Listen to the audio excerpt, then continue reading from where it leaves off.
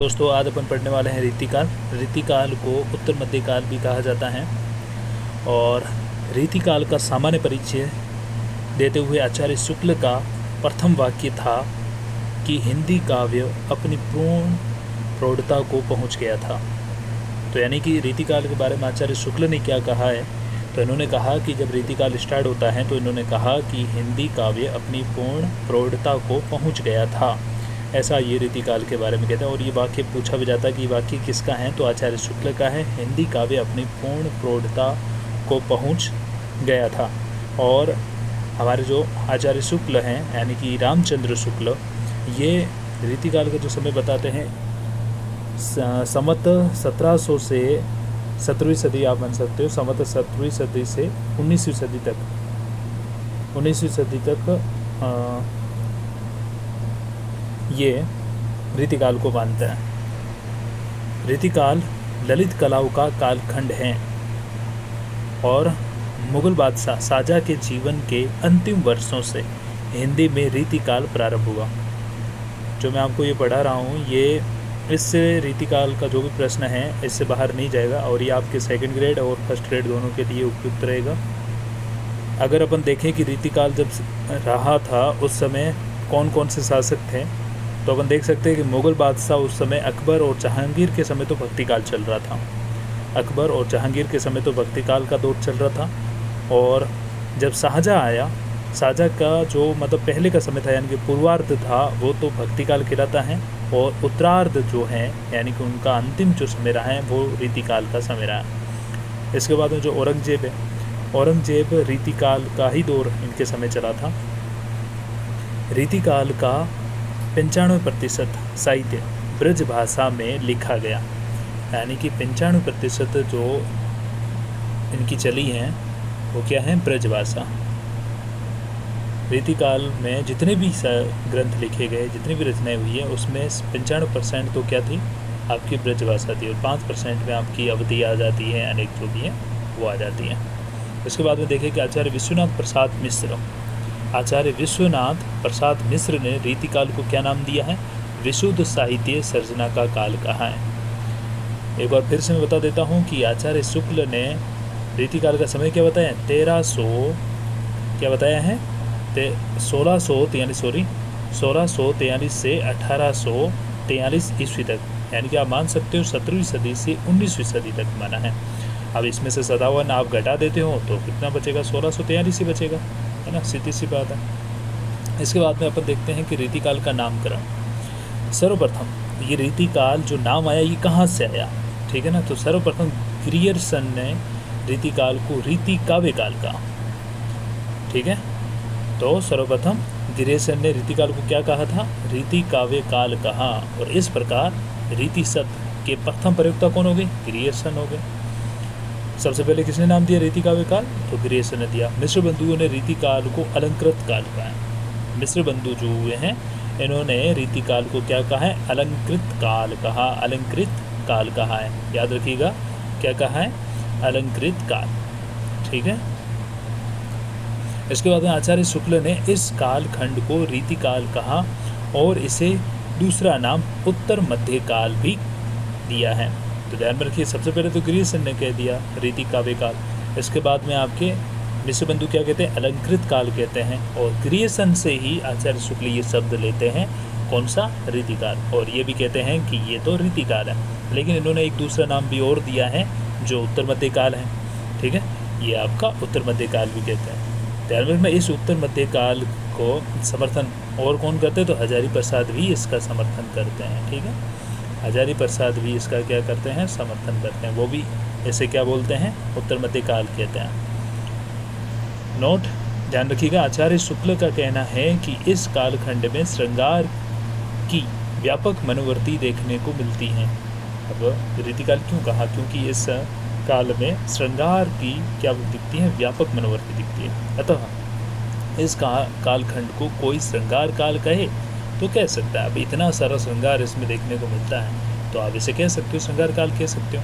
और विश्वनाथ प्रसाद मिश्र इसे कहते हैं श्रृंगार काल भी कहते हैं। अब देखो, पहले भी एक विश्वनाथ प्रसाद मिश्र के बारे में कथन आया था कि इन्होंने विशुद्ध साहित्य सर्जना का काल भी सीखा है। विश्वनाथ प्रसाद मिश्र ने इसे विशुद्ध साहित्य संध्या काल भी कहा है और इसे श्रृंगार काल भी कहा, यानी कि रीति काल को सबसे पहले अगर किसी ने श्रृंगार काल कहा है तो विश्वनाथ प्रसाद मिश्र ने कहा है। और रमाशंकर शुक्ल रसाल, इसे क्या कहते हैं? कला काल कहते हैं। रमाशंकर शुक्ल रसाल, सीधा सीधा प्रश्न पूछा जाता है कि कला काल, रीति काल को कला काल किसने कहा?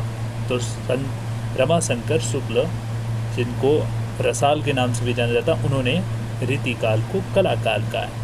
इसके बाद त्रिलोचन शास्त्री ने क्या कहते हैं? अंधकार काल कहते हैं। क्या कहते हैं? अंधकार काल। इसके बाद में नोट में 2 चीज़ें और ध्यान रखिएगा कि अब त्रिलोचन शास्त्री कैसे याद रख सकते हो? जैसे कि आपको विश्वनाथ प्रसाद मिश्र, इन्होंने तो सबसे पहले श्रृंगार काल कह दिया, तो भाई आपको तुरंत याद भी होना चाहिए, इसलिए अपन याद करते हुए चलेंगे। तो विश्वनाथ प्रसाद मिश्र ने तो इसे क्या कहा? रीति काल को श्रृंगार काल का। ये तो आपको सीधे सीधे याद रखना भाई, सबसे पहले इन्होंने इस शब्द का इस्तेमाल किया है, तो इससे आप याद रखोगे। फिर रमाशंकर, ठीक है, रमाशंकर शुक्ल, जिनको रसाल भी कहते हैं। भाई कला, अपन कुछ भी कार्य करते हैं, कुछ ऐसे कला से संबंधित कार्य होता है, तो उसे करने में हमें क्या मिलता है? रस मिलता है कि नहीं मिलता है? आनंद मिलता है। तो रसाल से कला का। इसके बाद में त्रिलोचन शास्त्री, इसे क्या बोलते हैं? रीति काल को अंधकार काल कहते हैं। तो आप इसे कैसे याद रख सकते हो? त्रिलोचन, यानी कि त्रिलोचन छोड़िए, आप अगर अपनी है ना आंखें 2 भी बंद कर देते हो ना, त्रिलोचन से आप अपनी 2 आंखें ले लो, ऐसे याद करो कि भाई आंखें 2 बंद करते क्या हो जाएगा? अंधकार हो जाएगा। त्रिलोचन शास्त्री ने रीति काल को क्या कहा? अंधकार काल का है। अंधकार काल कहने से आदिकाल का ज़्यादा बोध होता है, ये नोट में याद रखिएगा। अंधकार काल अपन जैसे कहते हैं, तो आदिकाल का ज़्यादा बोध होता है। क्यों? क्योंकि कमल कुल श्रेष्ठ नाम से जो साहित्यकार हुए हैं, उन्होंने आदिकाल को क्या कहा था? अंधकार काल कहा था। कमल कुल श्रेष्ठ, कमल कुल श्रेष्ठ। ध्यान में रखना भाई, जो अपने कुल का कमल के समान है, जो हमेशा अपने कुल को कमल के समान हमेशा सुशोभित रखता है, वो श्रेष्ठ होता है, ठीक है ना। वो अपने परिवार को, अपने कुल को कभी अंधकार में जाने नहीं दे सकता। तो ऐसे याद रख सकते हो कि कमल कुल श्रेष्ठ ने आदिकाल को क्या कहा है? अंधकार काल का है। इसके बाद में शुक्ल जी द्वारा दिया गया रीति काल नामकरण सर्वश्रेष्ठ है, यानी कि शुक्ल जी द्वारा दिया गया जो रीति काल नाम है, ये क्या है? सर्वश्रेष्ठ। सबने नाम दिया अलग अलग, किसी ने अंधकार काल कहा, किसी ने रीति काव्य काल कहा, किसी ने मिश्र बंधु ने अलंकृत काल कहा, लेकिन सबसे अगर सर्वश्रेष्ठ इसका नाम देखा जाए तो शुक्ल जी द्वारा, शुक्ल जी में नाम ले रहा हूँ, लेकिन आपको याद रखिएगा शुक्ल जी का मतलब है आचार्य रामचंद्र शुक्ल, ठीक है। तो इन्होंने रीति काल नाम दिया जो कि सर्वश्रेष्ठ है। और दूसरा महत्वपूर्ण नामकरण क्या है इसका? श्रृंगार काल। और श्रृंगार काल आपको पता है कि विश्वनाथ प्रसाद मिश्र ने सबसे पहले श्रृंगार काल इसे कहा था। इसके बाद में भक्ति काल साहित्य कला के जीवन के लिए है। भक्ति काल का साहित्य कला जीवन के लिए है, सिद्धांत का पालन करता है। यानी कि भक्ति काल का जो साहित्य था उसका महत्वपूर्ण बात क्या थी? उन्होंने भक्ति काल का एक ही महत्व था कि वो कहते थे कला है वो जीवन के लिए। इस सिद्धांत पर वो क्या करता था? सिद्धांत की पालना करता था, ठीक है। लेकिन जो रीति काल है ये क्या कहता है? रीति काल कहता है कि साहित्य क्या है? साहित्य कला के लिए है। इन्होंने रीति काल ने तो साहित्य कला के लिए कहा, जबकि भक्ति काल ने तो कला को जीवन ही मान लिया, ठीक है। इसके बाद में हम देखें तो भक्ति काल का सिद्धांत जनपद का साहित्य है। तो भक्ति काल का जो साहित्य है वो क्या है? जनपद का साहित्य है, जबकि रीति काल का साहित्य राजपद का साहित्य है। ये ऐसा क्यों उन्होंने कहा? तो आप देख सकते हैं, एक मिनट, हाँ। तो भक्ति काल का तो वो साहित्य जो था वो जनपद का था, यानी कि इस समय रीति काल में, भक्ति काल में लोगों के बारे में सोचा जाता था, लोगों को प्रेरित करने के लिए, लोगों के लिए मतलब सारा वो साहित्य लिखा गया, इसलिए जनपद का था। लेकिन रीति काल में जो साहित्य लिखा गया वो राजाओं के लिए लिखा गया, इसीलिए इसे क्या बोला गया? राजपद बोला गया। यानी कि रीति काल का साहित्य कैसा है? राजपद का साहित्य है। इसके बाद में भक्ति काल के कवियों के लिए सीकरी दरबार से कोई काम न था। सीकरी दरबार यानी कि उस समय मैंने आपको बताया कि भक्ति काल के समय आपका अकबर था, अकबर का बेटा जहांगीर था, वो भक्ति काल के समय था। उसके बाद शाहजहाँ, या तो शाहजहाँ का जो पूर्वार्ध था वो भक्ति काल में था, उत्तरार्ध जो था वो आपका रीति काल में था।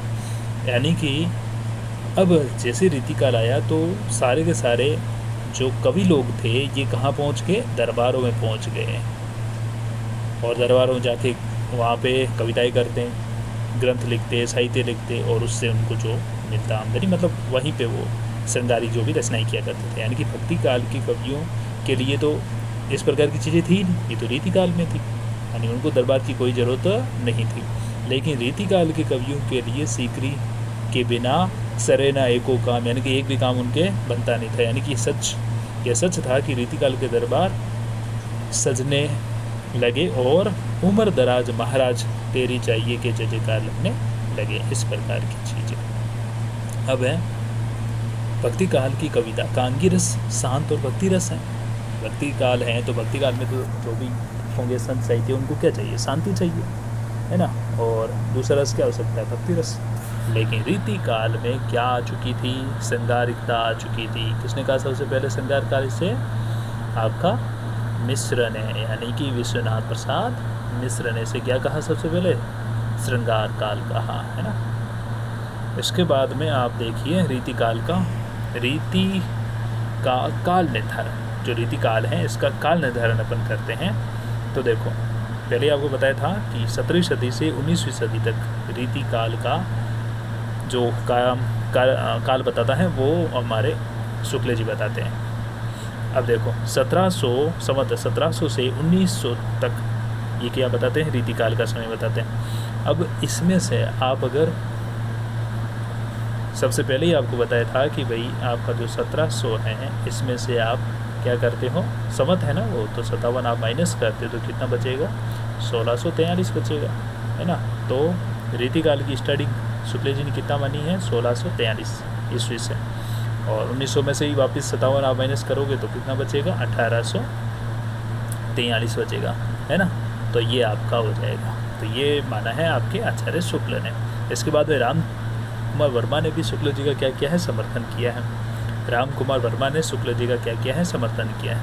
मिश्र बंधुओं ने संवत 1600 क्या माना है, मिश्र बंधुओं ने, मिश्र बंधुओं को खास तौर पे पूछा जाता है इसलिए आप याद रखिएगा। मिश्र बंधुओं ने क्या माना है, 1681 से 1889 जैसे आप बोल सकते हो, 89, ठीक है, 1890।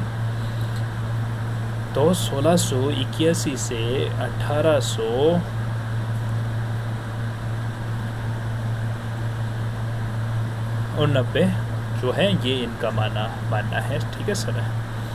तो ये आपका हो गया मिश्र बंधु को ध्यान रखिएगा आप।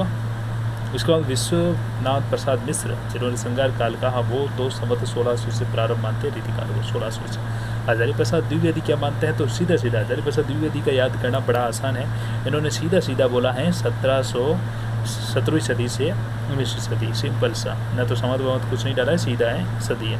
इसके बाद में यद्यपि रीति काल को सर्वप्रथम शुक्ल जी ने उत्तर मध्यकाल का, सबसे पहले उत्तर मध्यकाल किसने कहा है, शुक्ल जी ने कहा है।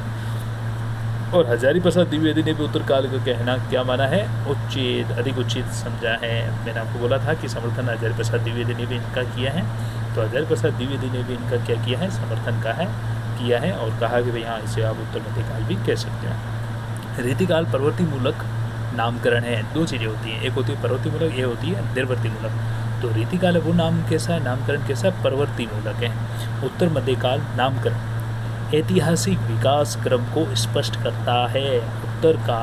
उत्तर मध्यकाल नामकरण है वो ऐतिहासिक विकास क्रम को भी स्पष्ट करता है, यानी कि इतिहास से जो चीज़ें चली आई है, जैसे कि आप बोल सकते हो कि आदिकाल हो गया, ठीक है, उसके बाद में पूर्व मध्यकाल हो गया, फिर उत्तर मध्यकाल हो गया, फिर आपका आधुनिक पूर्व आधुनिक काल हो गया, फिर उत्तर आधुनिक काल हो गया। तो ऐसे मतलब ये ऐतिहासिकता को दिखाता है। अब देखिए रामचंद्र शुक्ल इसके दो नाम बताते हैं, यानी कि एक आपका रीतिकाल हो गया, वो ये रीतिकाल तो सबसे पहले उन्होंने सर्वश्रेष्ठ नाम दिए था, और दूसरा ने क्या दिया, उत्तर मध्यकाल, जिसका किसने समर्थन किया, हजारी प्रसाद द्विवेदी ने किया।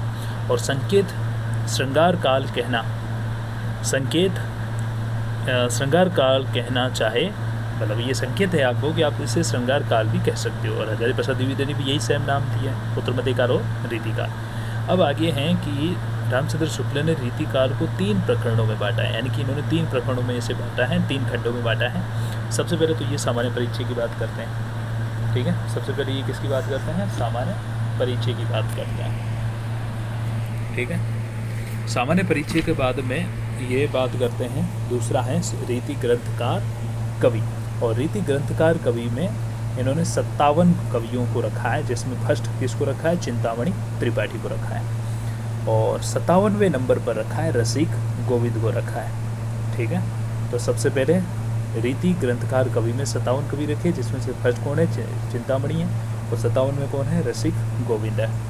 और रीति के अन्य कवि में देखे तो अन्य कवि में इन्होंने 46 कवि गिनाए हैं, जिसमें से फर्स्ट कौन है, बनवारी, और 46 कौन है, द्विजदेव है। तो प्रश्न आता भी है कि रीतिकाल का अंतिम कवि आचार्य शुक्ल के द्वारा कौन सा बताया गया है, तो द्विजदेव हैं। ठीक है, इस प्रकार से 57 प्लस आप 46 करते हो तो टोटल जो कवि होते हैं 103 कवियों ने स्थान पाया है रीतिकाल में। तो ये 3 भागों में इन्होंने बांटा, सामान्य परिचय, रीति ग्रंथकार कवि और रीति के अन्य कवि। ठीक है, इसके बाद में आचार्य रामचंद्र शुक्ल ने रीति काल कवियों, रीति ग्रंथकार कवि तथा रीति के अन्य कवि में विभाजित किया है। आचार्य शुक्ल ने रीतिकार कवियों को रीति ग्रंथकार कवि, रीति अन्य कवि, मतलब इसमें आपको अभी बता ही दिया वही है। अब देखो बच्चन सिंह, ये इम्पोर्टेंट चीज़ है, ये प्रश्न अभी फर्स्ट ग्रेड में पूछा गया था।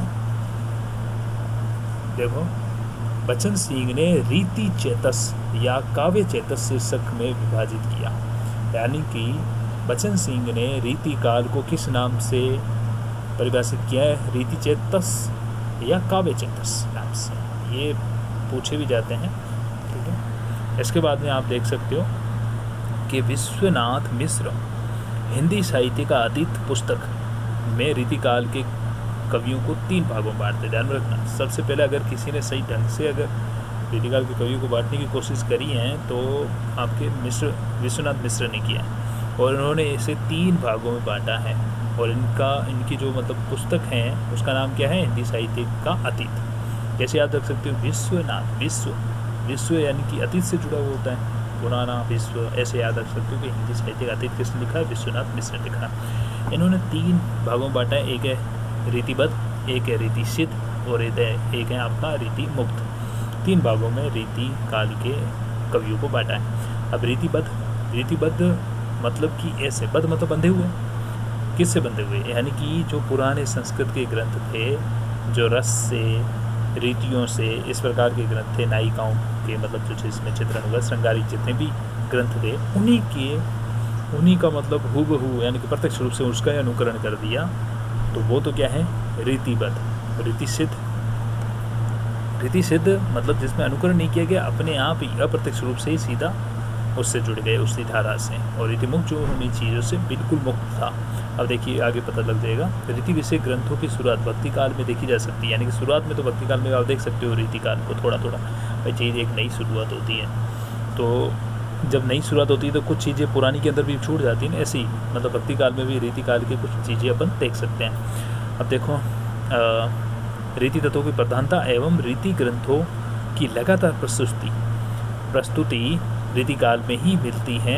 अब देखो भक्ति काल की समय सीमा में रहकर, भक्ति काल के समय सीमा में रहकर मतलब रीति काल के कौन कौन से ग्रंथ लिखे गए, तो देखिए जैसे कि कृपा राम करके जो भक्ति काल में हुए हैं साहित्यकार, उन्होंने लिखा था हेत तरंगिणी इन्होंने 1541 में लिखी है। कृपा राम की रचना है हेत तरंगिणी, और नगेंद्र ने हेत तरंगिणी को रीति परंपरा का क्या माना है, प्रथम ग्रंथ माना है। कृपा राम की क्या है, हेत तरंगिणी 1541 में लिखी है। हालांकि कृपा राम क्या है, भक्ति काल के, लेकिन जो इन्होंने हेत तरंगिणी लिखी है वो कैसी है, रीति विषयक ग्रंथ है, और इसी वजह से रीति परंपरा का प्रथम ग्रंथ जो डॉक्टर नगेंद्र हैं उन्होंने इसे माना है हेत तरंगिणी को। इसके बाद में आप साहित्य लहरी जो आपके सूरदास की है वो भी कैसी है, रीति विषयक ग्रंथ है। सुंदर कविराय हुए हैं जिन्होंने क्या लिखा है, सुंदर श्रृंगार लिखा है, सुंदर श्रृंगार नाम की जो पुस्तक लिखी है, ग्रंथ लिखा है, ये भी आपका रीति विषयक ग्रंथ है। नंददास की रसमंजरी, रहीम की नगर शोभा और बरवे नायिका भेद, और मुबारक कवि की दिल शतक और अलग शतक नाम के जो ग्रंथ है ये आपके कैसे हैं, रीति विषयक ग्रंथ है।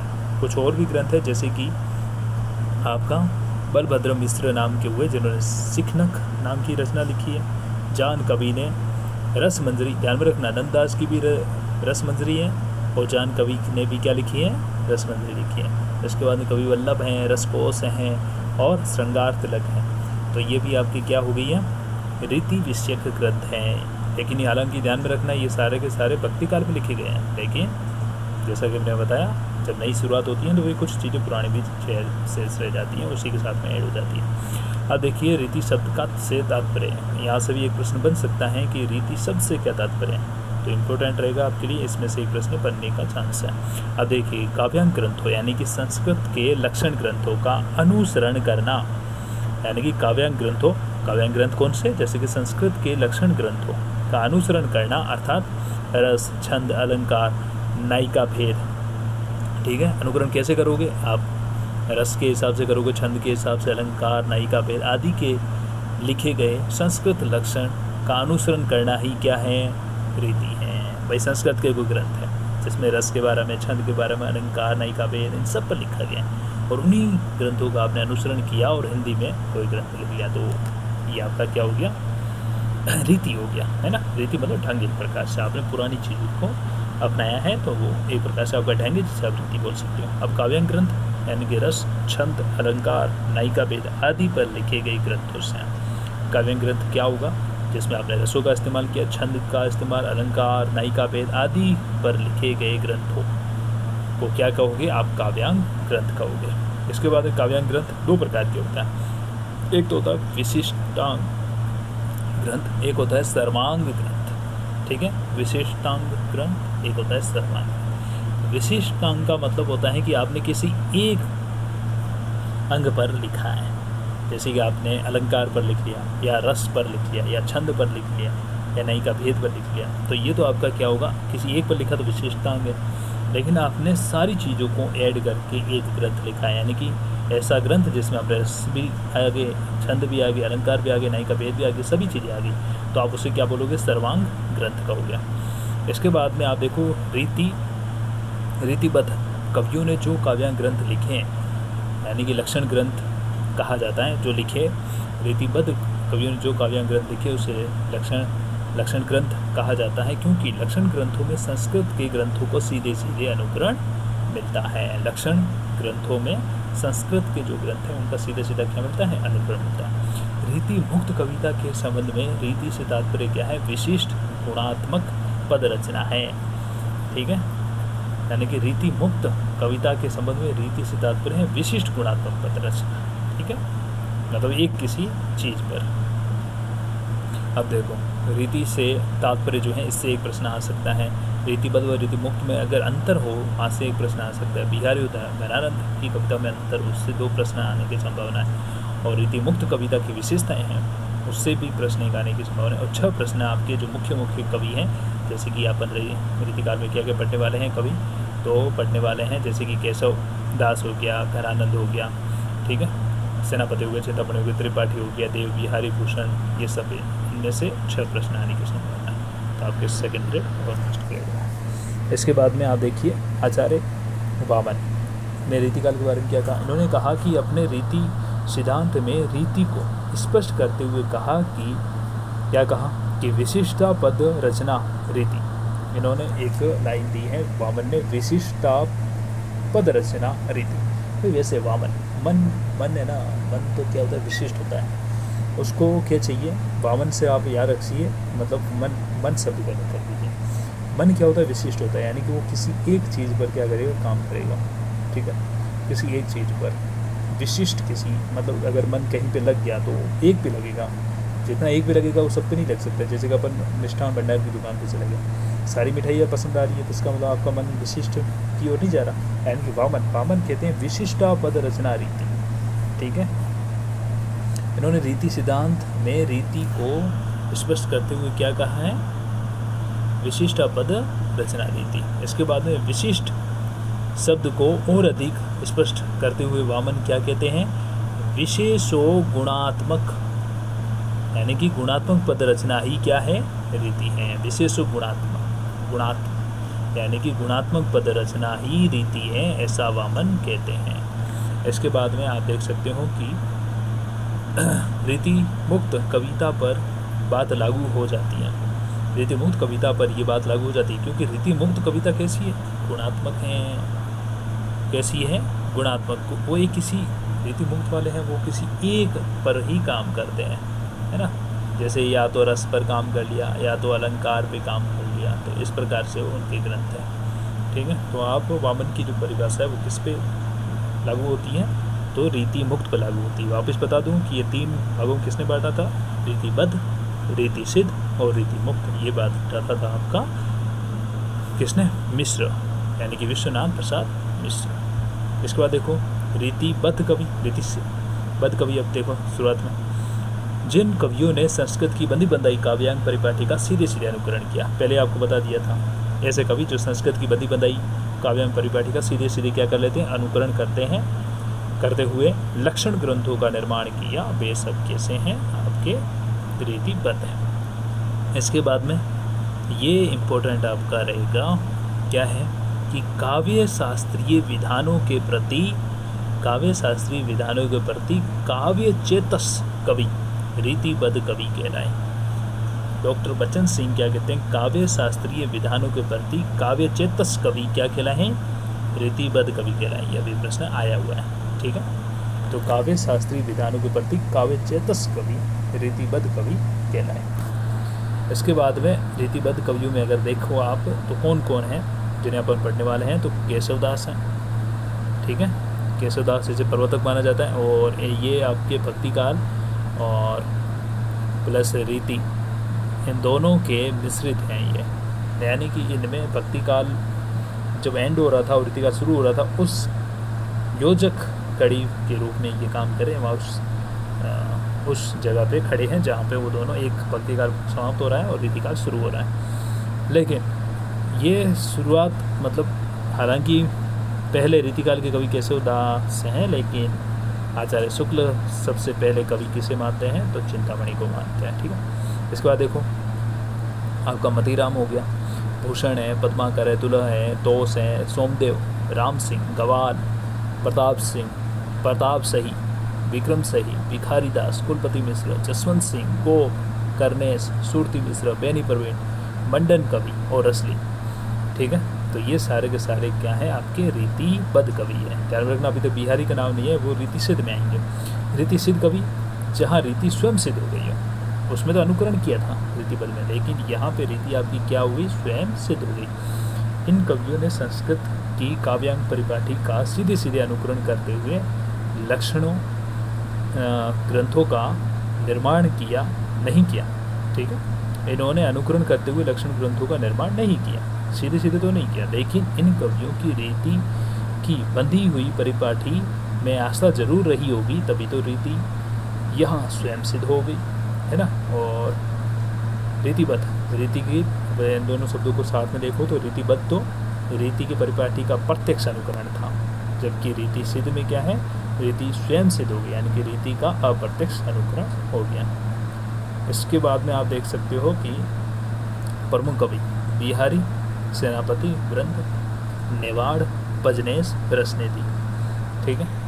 अब ये आपके हैं रीति कौन से, रीति सिद्ध कवि। अब इनको कैसे याद रख सकते हो, इसमें बिहारी हैं, सेनापति है, वृंद है, नेवाड़ है, पजनेश है और रसनीति है। आप इसे याद कर सकते हो कि एक बार क्या हुआ, बिहारी हैं वो अपने सेनापति के साथ में कहाँ गए, वृंदा गए या वृंदावन गए, ठीक है, और वृंदावन गए या वृंद गए, ऐसे आप याद कर सकते हो कि बिहारी हैं सेनापति के साथ में वृंद गए, और वृंद में वो क्या करने लगे, एक वाड़ करने लगे। अपन मारवाड़ी शब्द एक चलता है वाड़, जैसे बाढ़ भी बोलते हैं, ठीक है। और बाढ़ क्या होता है, जैसे कि खेत होता है ना, खेत, ये जैसे खेत हैं, इसके चारों तरफ जो करी जाती है ना तारबंदी वगैरह, उससे ही बाढ़ बोला जाता है, ठीक है। तो ये होती बाढ़। तो बिहारी हैं, उस अपने सेनापति के साथ वृंद गए और वहाँ पे वो क्या करने लगे, बाढ़ से नेवाड़ याद कीजिए, और बाढ़ करने के लिए इन्होंने क्या किया, अपना पजामा ऊपर किया, ठीक है। तो पजनेश से पजामा याद रखिए, और ठीक है, इसके लास्ट में आप रसनीति, इस प्रकार से आप याद कर सकते हैं। इसके बाद में आप रीति मुक्त कवि, रीति से पूर्णतः मुक्त ऐसे स्वच्छंद कवि, ठीक है। रीति से पूर्णतः मुक्त ऐसे स्वच्छंद कवि क्या कहलाए, रीति मुक्त कवि कहलाए। ठीक है। इसमें कौन कौन आते हैं, तो आपके आलम आता है, ठीक है, धनानंद आता है, बोधा आता है, ठाकुर आता है, द्विजदेव आता है। और द्विजदेव का ही पूरा नाम है मानसिंह, ठीक है। कैसा, इसके लिए आप एक ट्रिक याद सकते हो कि कैसा आलम है, घनानंद को बोध नहीं कि ठाकुर जो द्विजदेव हैं, ठीक है। कैसा आलम है, बस आगे याद रखिएगा, कैसा आलम है, घनानंद को ये बोध ही नहीं है कि ठाकुर जो द्विजदेव हैं वो उसे क्या कर सकता है, उसे रज रज के करते हुए मारने वाला है ना। क्योंकि अब यहाँ पे घनानंद को जब अंतिम जो इनका समय था, उस समय इन्होंने यही लाइन बोली थी, जब उन्होंने जो इनको मारने के लिए सैनिक आए थे, उन्होंने धन धन बोला, तो उन्होंने कहा कि मेरा धन तो नहीं है, मेरे पास है रज रज रज, यानी कि दूध दूध दूध, है ना, इस प्रकार से। इसके बाद रीति मुक्त कवियों की विशेषता अपन देखिए। अब रीति मुक्त कवियों की विशेषता, यहाँ से प्रश्न आ सकता है।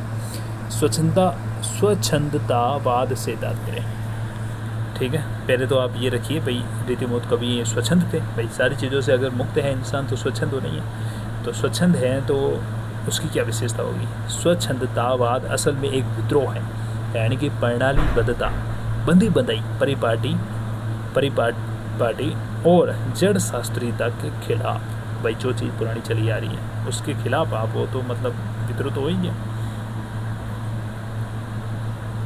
यह रूढ़ी नैतिकता एवं घोर सामाजिकता का विरोध करते हुए व्यक्तित्व का समर्पण करता है। क्या करता है, ये जो पुरानी रूढ़ी है उसका घोर सामाजिकता है उसका विरोध करते हुए व्यक्तित्व का समर्पण करता है। स्वच्छंदतावाद का मार्ग प्रकृति की गोद से निकलता है, जो काव्य को न्यूनता व ताजगी प्रदान करता है। जिज्ञासा व कौतूहलता के चलते काव्य में रहस्यात्मकता की सृष्टि हो जाती है।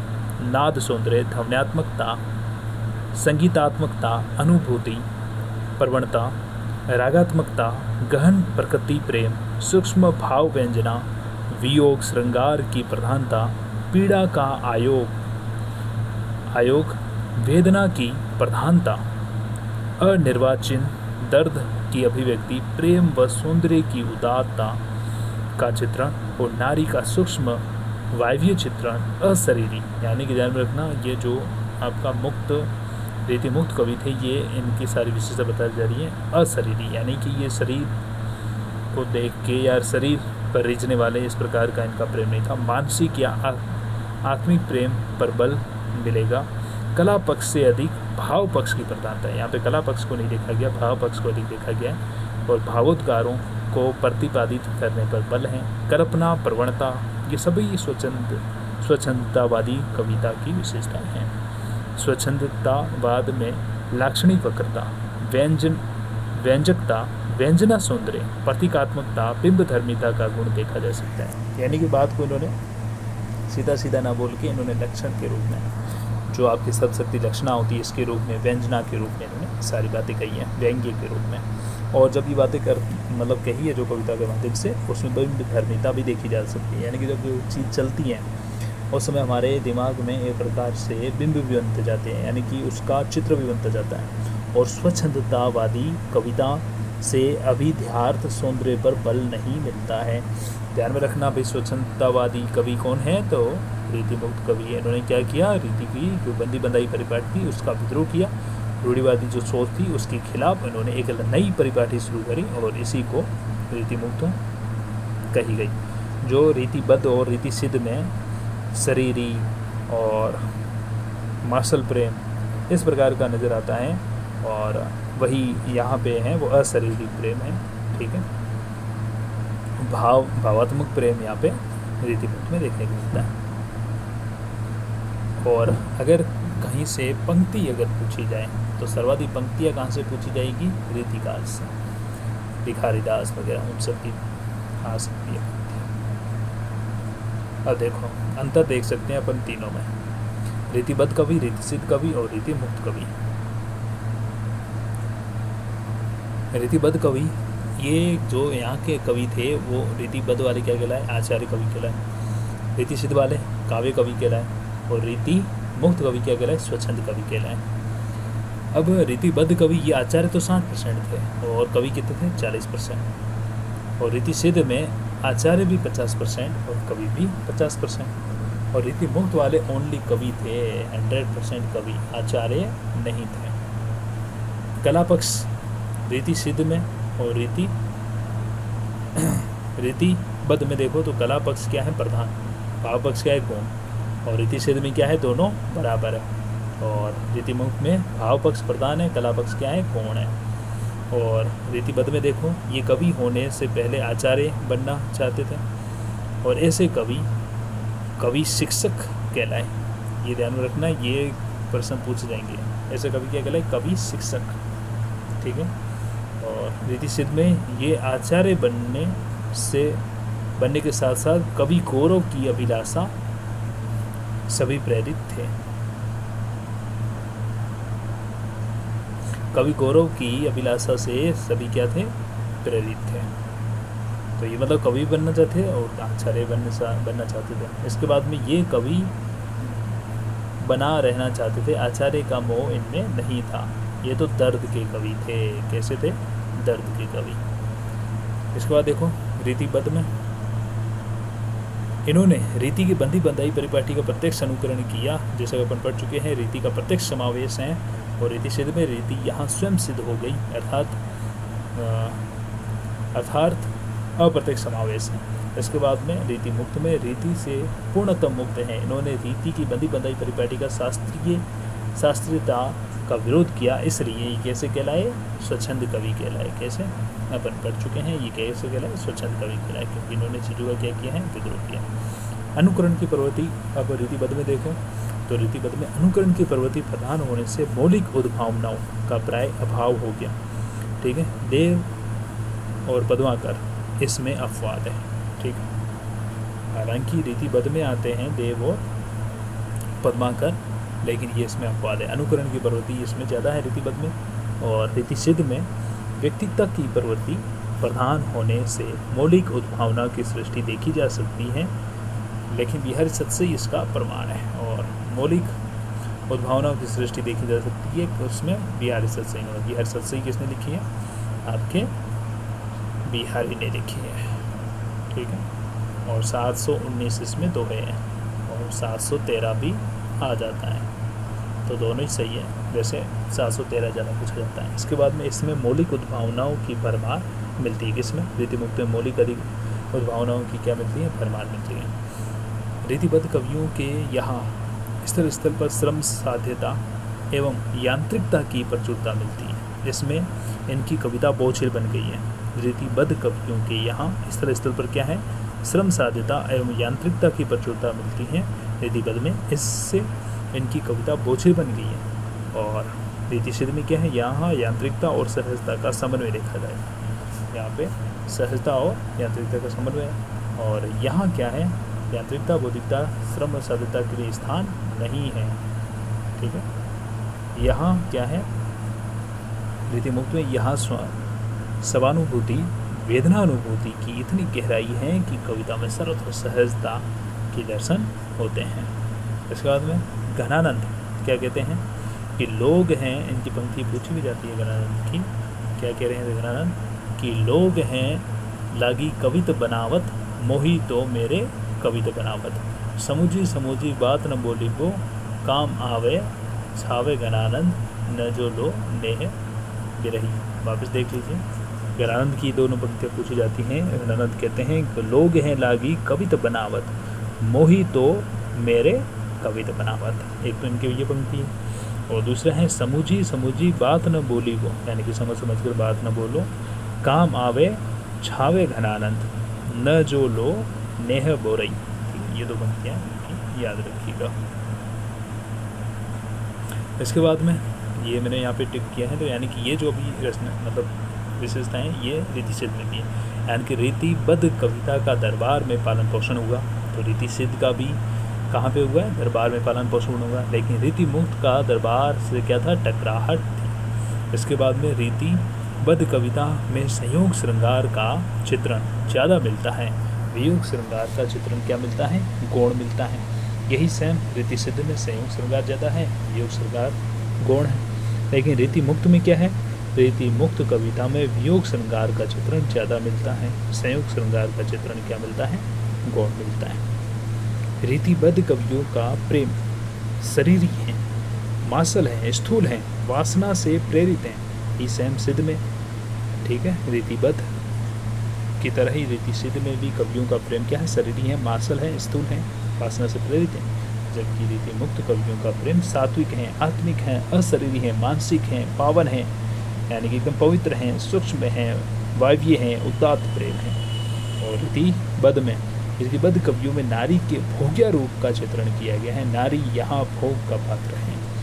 वही सेम रीति सिद्ध में, रीतिबद्ध व रीति सिद्ध में अच्छी भली कुल वधू का चित्रण भी नगर वधू की भांति किया गया है। जबकि रीति मुक्त में नारी यहाँ भोग की वस्तु नहीं बल्कि भावना का विषय है। रीति मुक्त कवियों ने अपनी कविता में नृत्य की, गणिका व सामान्य स्त्रियों का ऐसा चित्रण किया है कि जैसे कुलवधू हो, यानी कि आप देख सकते हो कि नृत्य की हो, नृत्य की नाचने वाली, गणिका हो, जैसे वैश्या भी बोलते हैं, उसका भी कैसे चित्रण किया रीति मुक्त ने, कुलवधू के रूप में किया है।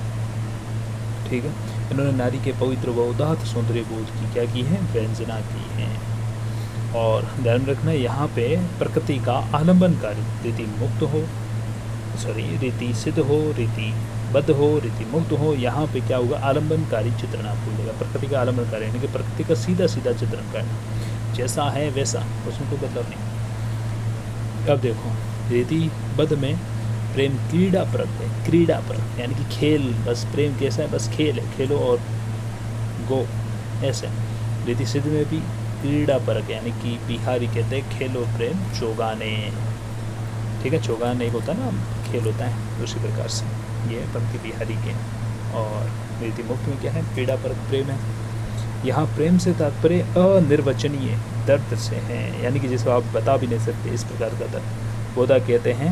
बोधा की पंक्ति कई बार पूछी जाती है, तो आप याद रखिएगा, ये बोधा की पंक्ति। बोधा क्या कहते हैं कि यह प्रेम को पथ कराल महातलवार की धार पे धावनो है, ठीक है, यह प्रेम को पथ कराल महा, ठीक है, यह प्रेम को पथ कराल महा, तो ये की पंक्ति किसकी, बोधा की, तलवार की धार पे धावनो, ठीक है, जैसे कि ये प्रेम रूप, मतलब ये कहने का इनका तात्पर्य है बोधा की जो प्रेम का जो पथ है बड़ा मतलब कष्टदायक है, और जैसे कि तलवार की धार पे कैसे चलना हो, इस प्रकार से प्रेम पे चलना होता है। इसको देखो रीतिबद्ध, रीतिबद्ध में क्या है, प्रकृति का उद्दीपनकारी चित्रण मिलता है, प्रकृति का यहाँ पे उद्दीपनकारी चित्रण, ठीक है, सॉरी मैंने पहले अब आलम्बनकारी चित्रण बोल दिया था, उद्दीपनकारी चित्रण मिलता है, ठीक है, और तीनों जगह उद्दीपनकारी मिलेगा आपका, आलम्बनकारी नहीं। आलम्बनकारी आपका आ जाता है आधुनिक काल। तो प्रकृति का उद्दीपनकारी यहाँ पे चित्रण मिलता है। और मूलतः मुक्तक शैली तीनों में, बद्ध सिद्ध मुक्त तीनों में मुक्तक शैली का प्रयोग किया है, मुक्तक शैली। इसके बाद में ब्रज भाषा का प्रयोग, तीनों में साहित्यिक ब्रज भाषा का प्रयोग है। इनका श्रृंगार, रीतिबद्ध का श्रृंगार प्रेम की उच्च भावभूमि पर नहीं पहुंचता है, यानी कि इनका जो श्रृंगार है रीतिबद्ध का, वो प्रेम की उच्च भावभूमि पर नहीं पहुंचता है, न तो बद्ध का न तो सिद्ध का। लेकिन रीति मुक्त का इनका श्रृंगार प्रेम की उच्च भावभूमि पर विचरण करता है। ये कथन भी आचार्य शुक्ल का ही है। आचार्य शुक्ल ने कहा था कि जो बिहारी का जो प्रेम है या रीतिबद्ध या रीति सिद्ध का जो प्रेम है, वो मतलब जो श्रृंगार है प्रेम की जो उच्च भावभूमि पर नहीं पहुँच पाता है। अब रीतिकाल का परिवर्तन, रीतिकाल का परिवर्तन किसने किया? रीतिकाल का परिवर्तन विश्वनाथ प्रसाद, विश्वनाथ प्रसाद। हाँ, जैसे कि आपको पता है कि भाई विश्वनाथ प्रसाद ने ही आपका पहले इसका नाम क्या दिया था, आपका श्रृंगार काल का था। विश्वनाथ प्रसाद और डॉक्टर नगेंद्र ने रीतिकाल का परिवर्तन केशव दास को, परिवर्तक किससे माना है? केशव दास को। ध्यान रखिएगा, विश्वनाथ प्रसाद हो गया, नगेंद्र हो गया, इन्होंने रीतिकाल का प्रवर्तक किसे माना है? तो केशव दास को माना है। अलंकारवादी हुए हैं, केशव दास को माना है। और डॉक्टर नगेंद्र के अनुसार इन्होंने एक पंक्ति भी कही है, क्या कहा है कि केशव दास को हिंदी का काव्य शास्त्र का परोतक होने का गौरव प्राप्त है। इन्होंने क्या कहा कि केशवदास को हिंदी काव्य शास्त्र का परोतक होने का गौरव प्राप्त है। किसने कहा? डॉक्टर नगेंद्र ने कहा। नगेंद्र किसके बारे में कह रहे हैं? केशवदास के बारे में। क्या कह रहे हैं कि केशवदास को हिंदी काव्य शास्त्र का परोतक होने का गौरव प्राप्त है। आचार्य शुक्ल ने, तो ध्यान रखिएगा, विश्वनाथ प्रसाद और नगेंद्र दोनों रीतिकाल का परोतक किसे मानते हैं? तो केशवदास को मानते हैं। और नगेंद्र क्या कहते हैं कि केशवदास को हिंदी काव्य शास्त्र का परोतक होने का गौरव प्राप्त है। आचार्य शुक्ल ने रीतिकाल की अखंडित परंपरा के परोतक किसे माना है? पहले भी मैंने आपको कहा था किसको माना है इन्होंने? चिंतामणि को माना है। आचार्य शुक्ल ने रीतिकाल की अखंडित परंपरा, किसका? अखंडित परंपरा का परोतक चिंतामणि त्रिपाठी को माना है। आचार्य शुक्ल का कहना है कि केशवदास के लगभग 50 वर्षों बाद चिंतामणि त्रिपाठी से चलने वाली परंपरा अखंडित तो थी, साथ ही साथ वो केशवदास के भिन्न आदर्शों को लेकर चली, भी चली। तो कुल मिला के आचार्य डॉक्टर नगेंद्र और विश्वनाथ प्रसाद मिश्र पूछा जाए तो इन्होंने केशवदास को रीतिकाल का परोतक माना है, लेकिन आचार्य शुक्ल ने किसको माना है? तो आचार्य शुक्ल ने माना है आपका चिंतामणि त्रिपाठी को माना है। इसके बाद में विभिन्न आदर्श से तात्पर्य, यानी कि भिन्न आदर्शों को लेकर, ठीक है, भिन्न आदर्श से तात्पर्य, यानी कि एक तरफ वन केशवदास को लेते हैं, एक तरफ चिंतामणि को लेते हैं। तो रस विवेचन के आधार पर देखें तो केशवदास ने रस विवेचन में रुद्र भट्ट की श्रृंगार तिलक का अनुकरण किया, यानी कि रस विवेचन का इस्तेमाल केशवदास ने कहाँ से लिया? तो इस्तेमाल जो किया है इन्होंने दिया है ये रुद्र भट्ट से लिया है। और चिंतामणि ने रस विवेचन कहाँ से लिया है? तो इन्होंने लिया है भानुदत्त की रस मंजरी से, ठीक है, भानुदत्त की रस मंजरी से इन्होंने रस विवेचन लिया। और केशवदास ने किसे लिया? रुद्र भट्ट से लिया। रुद्र भट्ट का श्रृंगार तिलक का अनुकरण किया है। और अलंकार विवेचन, तो केशवदास वैसे भी अलंकारवादी थे, इन्होंने भाम, दंडी, उद्भट की परंपरा का अनुकरण किया है, अलंकार को लेके। तो भामा की अगर अपन देखें तो पुस्तक क्या है? काव्य अलंकार। दंडी से काव्य, दर्श से दंडी, भाम काव्य अलंकार। सबसे पहले अलंकारों के बारे में भामनी, उनके परोतक जो है भामा ही है, तो इस प्रकार से उनकी काव्य अलंकार याद रखिएगा। उद्भट की है भाम विवरण, ठीक है, भाम विवरण, और एक है काव्य अलंकार सार संग्रह। इसके बाद में जयदेव, चिंतामणि ने जो अलंकार विवेचन किसका अनुकरण किया है? चिंतामणि त्रिपाठी ने, तो इन्होंने जयदेव की चंद्रालोक और उपे दीक्षित की फूल्यानंद, इसका अनुकरण इन्होंने किया है। अब रीतिकाल के परोतक आचार्यों ने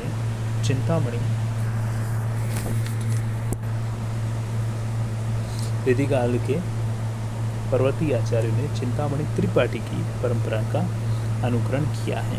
ध्यान में रखिएगा, ये सारी इम्पोर्टेंट है। केशवदास ने रस विवेचन के लिए किसका अनुकरण किया? तो रुद्र भट्ट की श्रृंगार तिलक का किया है।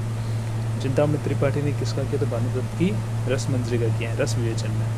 लेकिन अगर अलंकार का पूछा जाए तो सिंपल ही है, केशवदास तो भामा, दंडी, उद्भट का करेंगे, और चिंतामणि किसके करेंगे? तो जयदेव की चंद्रालोक का और उपे दीक्षित की फूल्यानंद का। अब रीतिकाल के परोतक आचार्यों ने चिंतामणि की परंपरा का अनुकरण किया है। रीतिकाल के जो प्रवर्ती आचार्य, जितने भी प्रवर्ती आचार्य आए हैं, उन्होंने तो क्या किया है? उन्होंने तो प्रवर्ती आचार्यों ने तो चिंतामणि त्रिपाठी की परंपरा का अनुकरण किया है। लेकिन देव इसमें अपवाद हैं। देव ने अलंकार विवेचन में केशवदास की भामादंडी परंपरा का अनुसरण किया है। पर्वतीय आचार्य ने तो चिंतामणि की परंपरा का अनुकरण किया है, लेकिन देव ने किसकी किया है? देव ने अलंकार विवेचन में केशवदास की भामादंडी परंपरा का अनुकरण किया है। देव मूलतः रसवादी आचार्य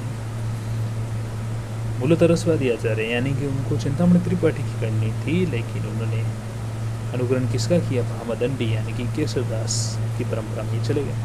और रस व नायिका भेद विवेचन में इन्होंने भानुदत्त की रस मंजरी का अनुकरण किया। देखो रस बन गई, अनुकरण तो वही भानुदत्त की रस मंजरी का कर रहे हैं, जिसका अनुकरण किसने किया था?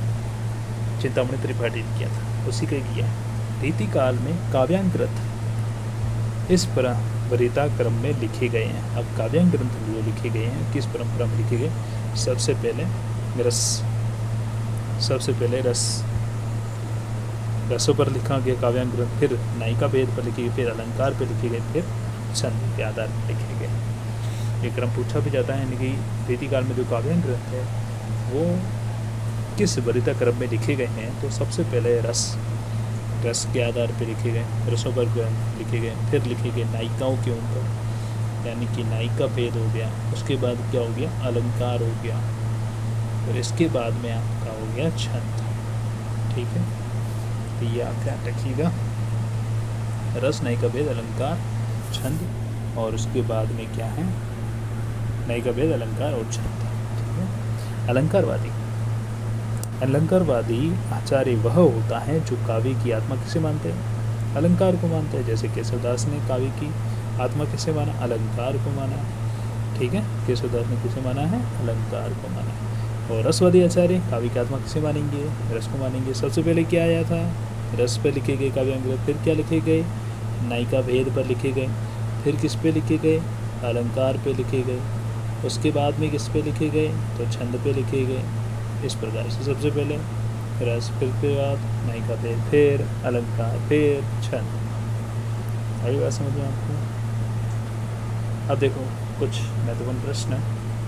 पहले ही आपको बता दिया कि आपके विश्वनाथ प्रसाद मिश्र और आपके नगेंद्र दोनों ने मिलके जो आपका रीतिकाल का प्रवर्तक माना है वो किसे माना है? तो केशवदास को माना। लेकिन आचार्य शुक्ल किसे मानते हैं? तो चिंतामणि त्रिपाठी को मानते हैं, क्योंकि चिंतामणि त्रिपाठी रसवादी हैं और आचार्य शुक्ल भी क्या है? रसवादी हैं। इस वजह से वो उनको मानते हैं।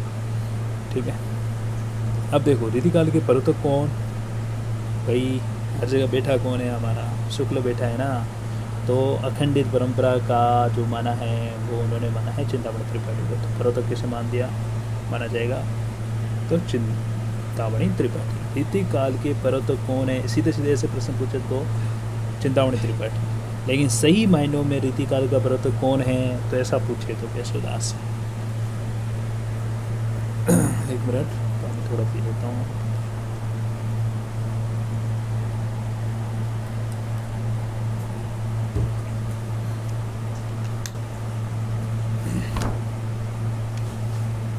अब देखिए दो प्रश्न यहाँ पे आपने देखे कि रीतिकाल के प्रवर्तक सीधा पूछ लो तो चिंतामणि त्रिपाठी है, लेकिन सही मायने में रीतिकाल के प्रवर्तक ठहरते हैं। कौन ठहरते हैं? तो केशवदास ठहरते हैं। इसके बाद में अपन देखें कि प्रभाव, ख्याति और असाधारण व्यक्तित्व की दृष्टि से रीतिकाल के प्रवर्तक हैं केशवदास।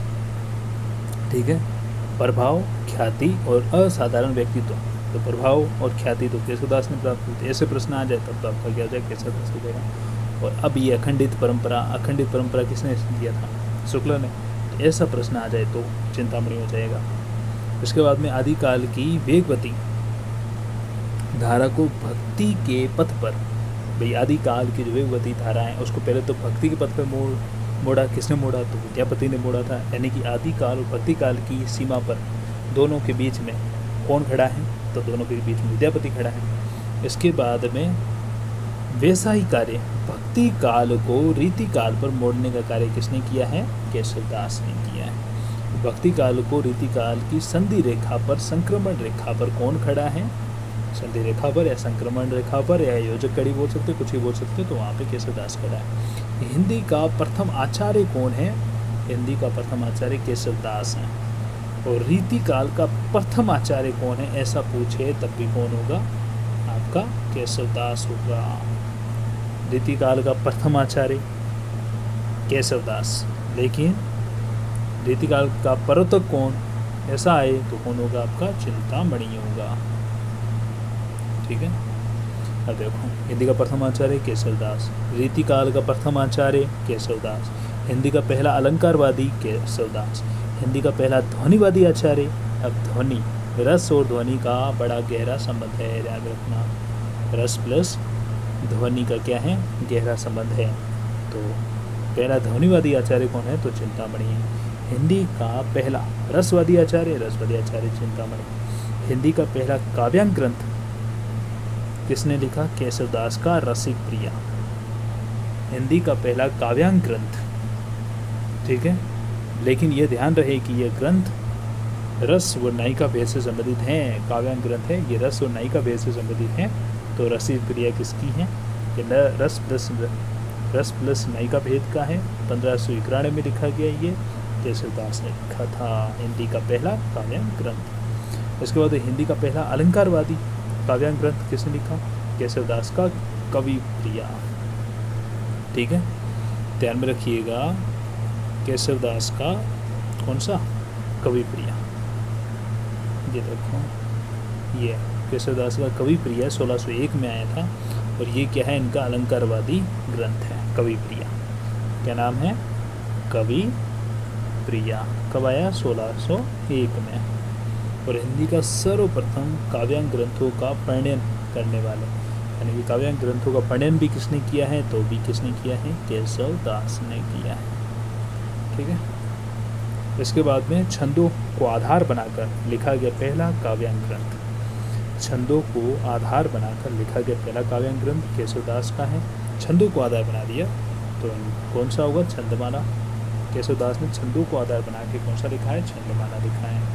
रस और नायिका वेद का लिखा है, और अलंकारवादी, अलंकार के ऊपर भी उन्होंने लिखा है, अलंकारवादी काव्य ग्रंथ। तो वो आपका कवि प्रिया था, 1601 में था। अब रीतिकाल की प्रथम रचना चिंतामणि त्रिपाठी कृत। रीतिकाल की प्रथम रचना चिंतामणि कृत है रस विलास 1633 में। और रीतिकाल का अंतिम ग्रंथ गवाल कवि ने लिखा है, कौन सा लिखा है? रस रंग। ठीक है, रस रंग। तो रीतिकाल की प्रथम रचना चिंतामणि रस विलास है, 1633 से। और रीतिकाल का अंतिम रचना पूछे तो है ग्वाल कवि की रचना है रस रंग, 1553। ठीक है, 1553 में लिखी है रस रंग। किसने? गवाल कवि। क्या है? रीतिकाल का अंतिम रचना किसने लिखी? गवाल कवि ने। क्या नाम है? रस रंग। कब लिखी गई? 1853 में लिखी गई। अब है रीतिकाल का अंतिम कवि। प्रश्न है कि रीतिकाल का अंतिम कवि कौन है? रीतिकाल का अंतिम शास्त्र कवि कौन है? रीतिकाल का अंतिम आचार्य कवि कौन है? अंतिम कवि, आचार्य कवि, शास्त्र कवि, तीनों का तीनों कौन है? गवाल कवि। अंतिम इनकी रचना कौन सी है? रसरंग। कौन सी? रसरंग। कब लिखी गई? 1853 में। ठीक है, और गवाल कवि की अंतिम रचना कौन सी है? भक्त भावन। सीधी अगर रीतिकाल की अंतिम रचना पूछे तब तो रस रंग आएगी, लेकिन ऐसे पूछे गवाल कवि की अंतिम रचना कौन सी, तो भक्त भावन आएगी। ध्यान रखिएगा। और रीतिकाल के अंतिम प्रसिद्ध कवि हैं पद्माकर। रीतिकाल के अंतिम प्रसिद्ध कवि पद्माकर। और रीतिकाल के अंतिम प्रसिद्ध आचार्य भिखारीदास।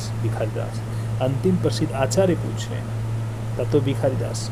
अंतिम प्रसिद्ध कवि पूछे तब तो पद्माकर। कर से याद रखिएगा कवि। अंतिम प्रसिद्ध कवि कर, पद्माकर। और अंतिम प्रसिद्ध आचार्य कौन? भिखारीदास। अब है रीतिकाल की सामान्य विशेषताएं। इसमें आपका एक प्रश्न करने की संभावना है। ठीक है, सामान्य विशेषता देख लीजिए। रीतिकाल की सामान्य विशेषताएं। रीतिकाल की कविता कला पक्ष पर अधिक बल देती है। नोट, रीति मुक्त कविता इसका अपवाद है। ध्यान रखना भाई, रीतिकाल की अगर सीधी पूछी जाए तो कविताएं जो हैं वो कला पक्ष पर अधिक बल देती है, लेकिन रीति मुक्त की जो कविताएं हैं वो इसका क्या है? अपवाद है, क्योंकि वहाँ पे रीति मुक्त में क्या है? भाव पक्ष की प्रधानता है। रीतिकालीन कविता में आचार्यत्व एवं काव्यत्व का सुंदर समन्वय मिलता है। रीतिकालीन कविता में क्या है? आचार्यत्व एवं काव्यत्व का क्या मिलता है? सुंदर समन्वय मिलता है। सुंदर समन्वय मिलता है। ठीक है, रीति मुक्त कविता अपवाद है, क्योंकि रीति मुक्त कवियों का आचार्यत्व में मोह नहीं था, सिर्फ कवि बनना चाहते थे। और प्रकृति का उद्दीपनकारी चित्रण मिलता है तीनों जगह। श्रृंगारिकता की प्रवृत्ति प्रधान है। श्रृंगार में भी संयोग श्रृंगार, रीतिबद्ध और रीति सिद्ध में क्या है? संयोग श्रृंगार। रीति मुक्त में क्या है? वियोग श्रृंगार मिलेगा, वहाँ पे ज्ञानानंद बैठा है। और रीति मुक्त कविता में वियोग श्रृंगार की प्रधानता मिलती है। संयोग श्रृंगार है, लेकिन कैसा है? गौण है। रीतिमुक्त कविता में वियोग श्रृंगार इतना अधिक है कि संयोग में भी वियोग पीछा नहीं छोड़ता। भले संयोग है फिर भी पीछा क्या नहीं छोड़ता है, वियोग पीछा नहीं छोड़ता है। वियोग है लेकिन फिर भी संयोग पीछा नहीं छोड़ता है, वियोग पीछा नहीं छोड़ता। ठीक है, अब है घनानंद। घनानंद की एक पंक्ति है जहाँ पे आप देख सकते हैं, ये एक लाइन वापस देख लो कि रीति मुक्त कविता में वियोग श्रृंगार की प्रधानता है, संयोग श्रृंगार गौण है। रीति मुक्त कविता में वियोग श्रृंगार इतना अधिक है कि संयोग में भी वियोग पीछा नहीं छोड़ता। भाई संयोग हो रहा है, मिल रहे हैं, फिर भी वियोग पीछा नहीं छोड़ रहा। और इसको लेके एक घनानंद की पंक्ति है, ये कैसो संजोग न जानी परिये, ये कैसो संजोग न जानी परिये, जो वियोग हूँ क्यों न विछोहत हैं। मतलब पता नहीं कैसा संयोग है, संजोग मतलब संयोग है कि मतलब वियोग है कि वो विछोहत ही नहीं है, मतलब कि वो पीछा छोड़ता ही नहीं है। ये घनानंद की पंक्ति है। और रीतिकालीन कविता दरबारी कविता है, यद्यपि रीतिमुक्त कविता है। रीतिमुक्त कविता इसका क्या है, अपवाद है कि वो दरबारी नहीं है। दरबार का उन्होंने क्या किया था, विरोध किया था। रीतिकाल की कविता में जनजीवन की उपेक्षा हुई है। रीतिकाल की कविता में क्या हुई है, जनजीवन की उपेक्षा हुई है। यहाँ लोकोन्मुखता या जनोन्मुखता या लोक संग्रह का भाव नहीं मिलता। भूषण की कविता में लोक संग्रह का भाव मिलता है, लेकिन इसका अपवाद क्या है, भूषण की कविता में क्या मिलता है, लोक संग्रह का भाव मिलता है। लेकिन रीतिकाल में देखा जाए तो जनजीवन की उपेक्षा हुई है, यानी कि खिल्ली उड़ाई है, गांव के लोगों को गंवार कहा गया। ठीक है, इस प्रकार की बात हुई है। अब और रीतिकालीन कविता में ब्रज भाषा का प्रयोग एवं मुक्तक शैली मुख्यतः प्रयोग हुआ है। ब्रज भाषा का प्रयोग हुआ ही है, पहले पढ़ चुके हैं। मुक्तक शैली का भी प्रयोग हुआ है, पहले पढ़ चुके हैं। यद्यपि अपवाद स्वरूप कुछ प्रबंध रचना हुई है। हालांकि ये तो क्या है, मुख्य रूप से मुक्तक है, लेकिन गौण रूप से अगर आपको देखें तो गौण रूप से क्या मिल जाएगी, प्रबंध रचना मिल जाएगी। इसके बाद में रीतिकालीन कविता में बिंब धर्मिता है, वो तो मिलेगा, चित्रात्मकता, चित्र वगैरह वो तो मिलेगा। अब एक प्रश्न है जैसे कि निर्गुण भक्ति में माधुरी भाव का समावेश होने पर क्या होता है। अब निर्गुण भक्ति उसमें माधुरी भाव का समावेश हो गया तो क्या होगा, रहस्यवाद का अभ्युदय हो जाएगा। निर्गुण भक्ति में माधुरी आ गया तो क्या हो जाएगा, रहस्य भाव का अभ्युदय होता है, रहस्य आ जाएगा। जैसे कि आपके सिद्ध लोग थे, उनमें रहस्यवाद था, है ना। कबीर में भी रहस्यवाद देखने को मिलता है, ऐसा ही। अब है रीतिकालीन कविता में संगीतात्मकता, नाद सौंदर्य, ध्वन्यात्मकता मिलती है ना। संगीतात्मकता मिलती है, नाद सौंदर्य यानी कि गूंज मिलती है, ध्वन्यात्मक भी मिलती है। बिहारी की जैसे कि इन पंक्तियों में देखो, और 2022 में ये प्रश्न आया हुआ है कि सगन कुंज छाया सुखद शीतल मले समीर, मन हवे जात अजो वही वा जमुना के तीर। ठीक है, सगन कुंज छाया सुखद शीतल मले समीर, मन हवे जात अजो वही वा जमुना के तीर। उसके बाद में रणित भृंग घंटावली झरत दान मधु नीर, मंद मंद आवतु चल्यो कुंजर कुंज समीर। ठीक है, इनमें अपन संगीतात्मकता, नाद सौंदर्य और ध्वन्यात्मकता मिलती है। रणित भृंग घंटावली झरत दान मधुनीर, मंद मंद आवतु चल्यो कुंजर कुंज समीर। और यहाँ पे कुंजर और कुंज इसमें सबंग यमक है। ठीक है, सबंगी यमक है। और ये पूरी की जो भी चीज़ इसमें आई है ये वसंत ऋतु के बारे में बताइए। प्रकृति का यहाँ पे आलमनकारी चित्र मिल रहा है। अलंकारिकता की प्रवृत्ति देखी जा सकती है, इसलिए मिश्र बंधुओं ने ऐसे अलंकृत काल भी कहा। भाई यहाँ पे अलंकारों का ज़्यादा प्रयोग मिलता है, इसलिए मिश्र बंधु ने ऐसे क्या कहा, अलंकृत काल का। रीतिकालीन कवियों में जनजीवन का अभाव मिलता है, शहरी उच्च वर्ग की नायिकाओं का ही चित्रण मिलता है। शहरी, पॉइंट को ध्यान रखिएगा, शहरी उच्च वर्ग की नायिकाओं का चित्रण मिलता है। ग्रामीण संस्कृति के प्रति उपेक्षा प्रकट हुई है, यानी कि ग्रामीण संस्कृति को कुछ माना ही नहीं है। डॉक्टर वचन सिंह ने बिहारी के बारे में लिखा है कि बिहारी ग्रामीण संस्कृति के प्रति घृणा प्रकट करते हैं। वचन सिंह क्या लिखते हैं कि बिहारी जो है वो क्या है, ग्रामीण संस्कृति के प्रति क्या करते हैं, घृणा प्रकट करते हैं। ये वचन सिंह ने आपके कहा है। जनजीवन से संपर्क का अभाव मिलता है, यानी कि जनजीवन के संपर्क ही नहीं है, उसका अभाव मिलता है। ठीक है। रीतिकालीन कविता में स्थूल मासल प्रेम श्रृंगार की अभिव्यक्ति देखने को मिलती है। रीतिकालीन कविता में स्थूल मासल प्रेम श्रृंगार की अभिव्यक्ति देखने को मिलती है। रीतिकालीन कविता में स्थूल मासल प्रेम श्रृंगार की अभिव्यक्ति देखने को मिलती है। और रीतिमुक्त कविता इसका अपवाद है, क्योंकि यहाँ पर रीतिमुक्त कविता का प्रेम अशरीरी है, मानसिक है।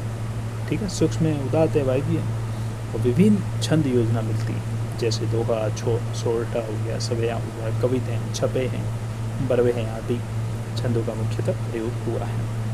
नोट में आप ध्यान रखिएगा, यशोदा नंदन ने रीतिकाल में बहुत सुंदर बरवे छंद लिखे हैं। हालांकि दोहा, सोरठा, सवेया, कविता, छपे, बरवे आदि सबका प्रयोग हुआ, लेकिन बरवे में सबसे सुंदर किसने लिखा है? यशोदा नंदन। रीतिकाल में बहुत सुंदर इन्होंने क्या लिखे? बरवे लिखे हैं, जो अपनी सरसता में रहीम के बरवे छंद से क्या करते हैं? टक्कर देते हैं। तो रहीम से टक्कर रखने वाले बरवे लिखने वाले कौन हैं? यशोदानंद। ठीक है। रीतिकालीन कविता में राज प्रशस्ति का भाव मिलता है, और रीति मुक्त में ऐसा नहीं मिलता है। राज प्रशस्ति होगी, राजा के पास बैठे। रीतिबद्ध रीतिसिद्ध कविताएं दरबारी संस्कृति की उपज हैं, जबकि रीतिमुक्त कविता दरबारी जीवन की टकराहट की कविता है। रीतिकालीन कविता में भोग्या नारी का चित्रण मिलता है। ये अपन सारी चीज़ें पढ़ चुके हैं, वापस सबका रिवीजन हो रहा है। रीतिमुक्त कविता इसका अपवाद है। रीतिमुक्त कविता में नारी के भोग रूप का नहीं, भावना रूप से रूप को महत्व दिया गया है। रीतिकालीन कविता का अंगिरस मुख्य प्रधान रस श्रृंगार है। रीतिकालीन कविता का अंगिरस यानी कि मुख्य प्रधान रस श्रृंगार है। श्रृंगार में भी संयोग श्रृंगार प्रधान है। रीतिकालीन कविता का अंगिरस मुख्य प्रधान रस श्रृंगार है, और श्रृंगार में भी संयोग श्रृंगार प्रधान है। इसके साथ साथ गौण रूप में रीतिकाल में भक्ति, वीर, शांत आदि रसों का भी व्यंजन है। अब देखो, वैसे तो अंगिरस इनका क्या है? श्रृंगार है, लेकिन फिर भी यहाँ पे गौण रूप में क्या क्या कौन सा रस? भक्ति रस पाया जाता है, वीर भी पाया जाता है, और शांत रस भी मिल जाता है। इसके बाद में श्रृंगार, भक्ति व नीति की त्रिवेणी प्रवाहित हुई है। श्रृंगार, भक्ति और नीति, श्रृंगार, भक्ति और नीति तीनों की अगर त्रिवेणी कहीं पे देखने को मिलती है, तो वो दिखाई देती हैं बिहारी की बिहारी सत्से में। इसमें श्रृंगार की चीज़ें मिल जाती है, भक्ति की मिल जाती है, और नीति की मिल जाती है। श्रृंगार, भक्ति और वीर रस आ गया। इसकी त्रिवेणी कहाँ मिलेगी? पद्माकर में मिलेगी। पद्माकर की जो रचनाएं हैं उनमें आपको श्रृंगार, भक्ति और वीर रस की त्रिवेणी देखने को मिलेगी।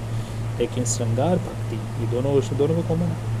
नीति की प्रवृत्ति ये तो बिहारी की बिहारी सत्संग मिलेगी। इसके बाद में रीतिकाल में नारी के विविध हाव भाव अनुभाव की सूक्ष्म एवं व्यापक अभिव्यक्ति मिलती है। रीतिकाल में नारी के विविध भाव अनुभाव क्या क्या मिलती हैं? सूक्ष्म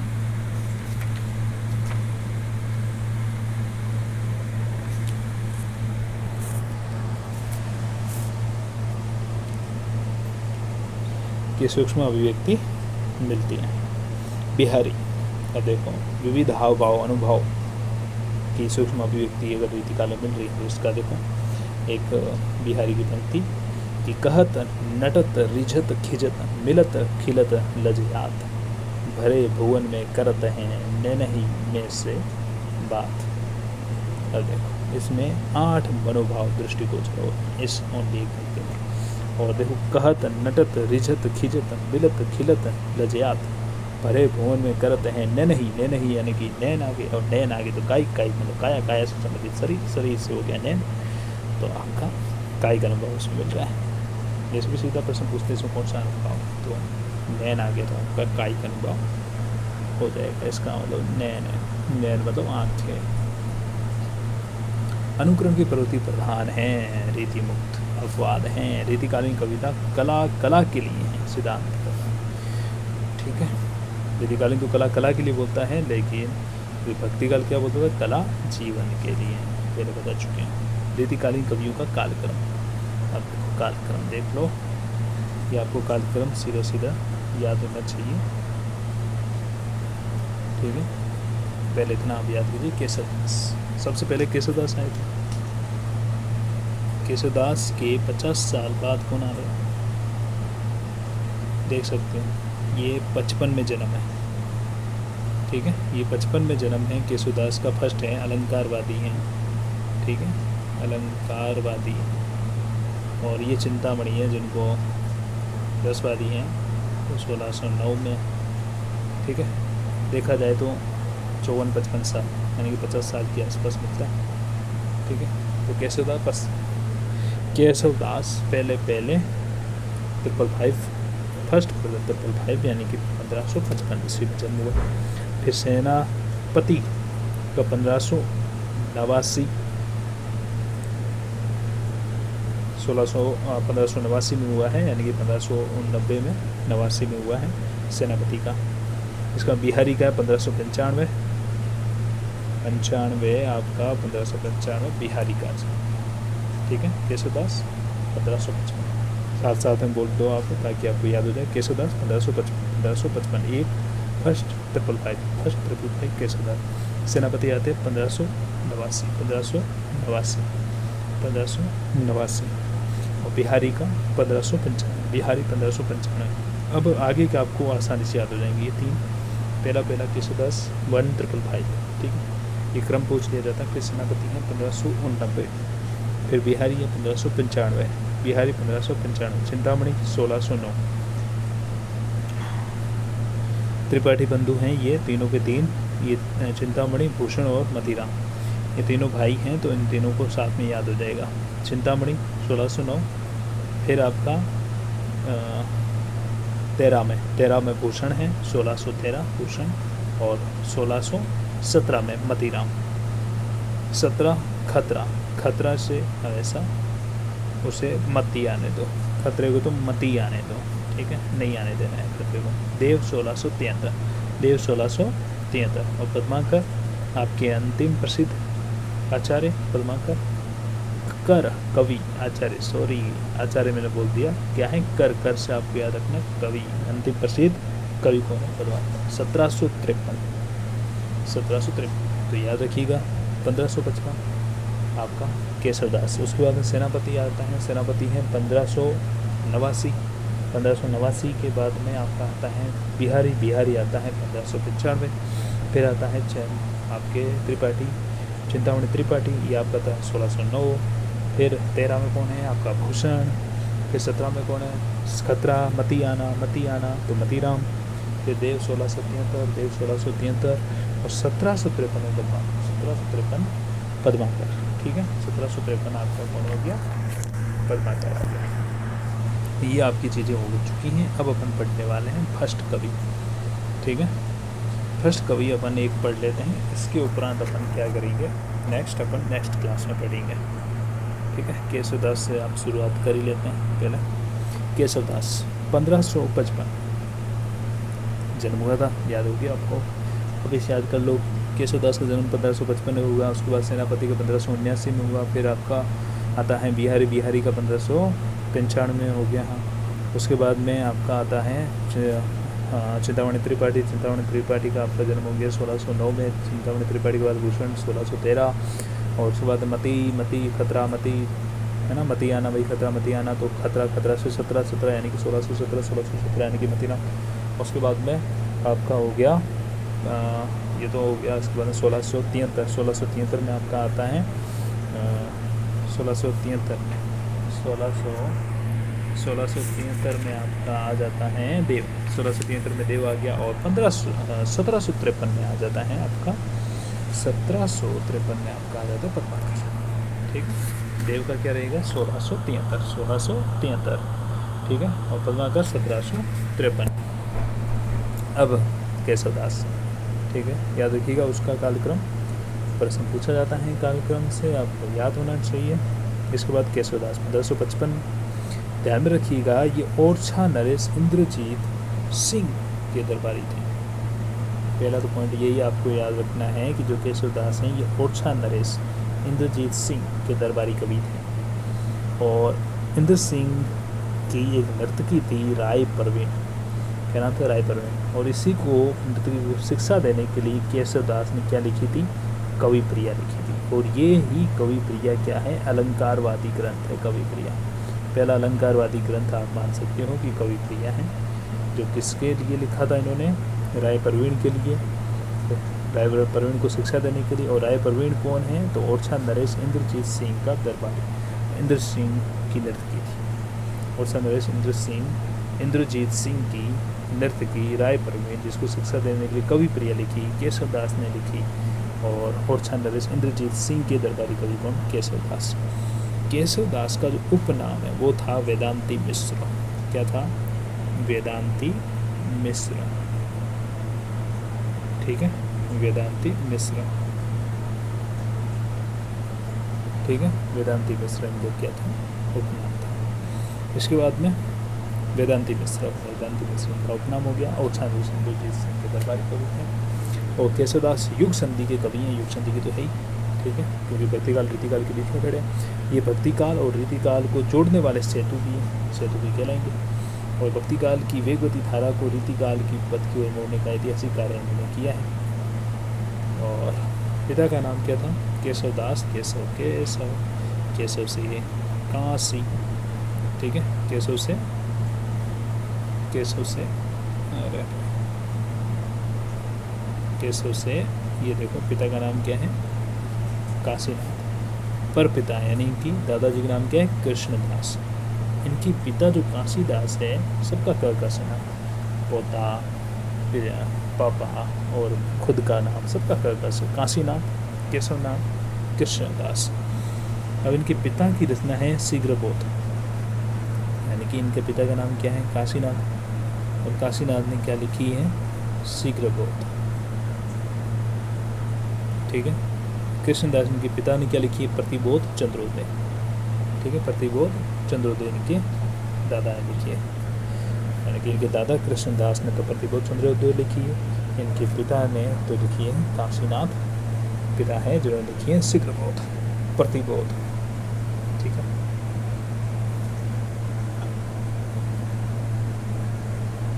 ऐसे याद रख सकते हो कि कृष्णदास जो थे, इनके दादा थे, उस अपने उनकी जो कला थी वो शीघ्र से कौन सीखे, इनके बेटे यानी कि काशीदास।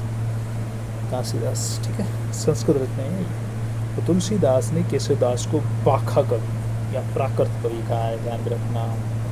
तुलसीदास ने केशवदास को क्या कहा, बाखा कवि या प्राकृत कवि कहा है। आप केशवदास की पंक्ति भी है इसको लेके, जिन्होंने ऐसा कहा कि बाखा बोलो ही न जानही जिनके कुल के दास, बाखा बोलो ही न जानही जिनके कुल के दास, तन भाषा कविता करी जड़मती केशवदास। ठीक है, पाखा बोलवी न जानही जिनके कुल के दास, तन भाषा कविता करी जड़मती केशवदास की पंक्ति। केशवदास हिंदी के पहले आचार्य, अलंकारवादी आचार्य। और आचार्य शुक्ल कहते हैं कि इसमें संदेह नहीं कि काव्यांग ग्रंथों का प्रणयन पहले पहल आचार्य केशवदास ने ही किया। ठीक है, आचार्य शुक्ल की पंक्ति पूछी जाती, क्या कहा है, इन्होंने कहा कि इसमें संदेह नहीं। उदाहरण रखना, केशव हमारे आचार्य शुक्ल हैं, ये शब्द का इस्तेमाल बहुत ज़्यादा ही करते हैं। जहाँ पर भी संदेह लिखा हो, देखो सीधी पंक्ति ठोकनी है, किसके नाम की, शुक्ल जी के नाम की। इसमें संदेह नहीं कि काव्यांग ग्रंथों का प्रयोग वर्णन पहले पहल केशवदास ने ही किया है।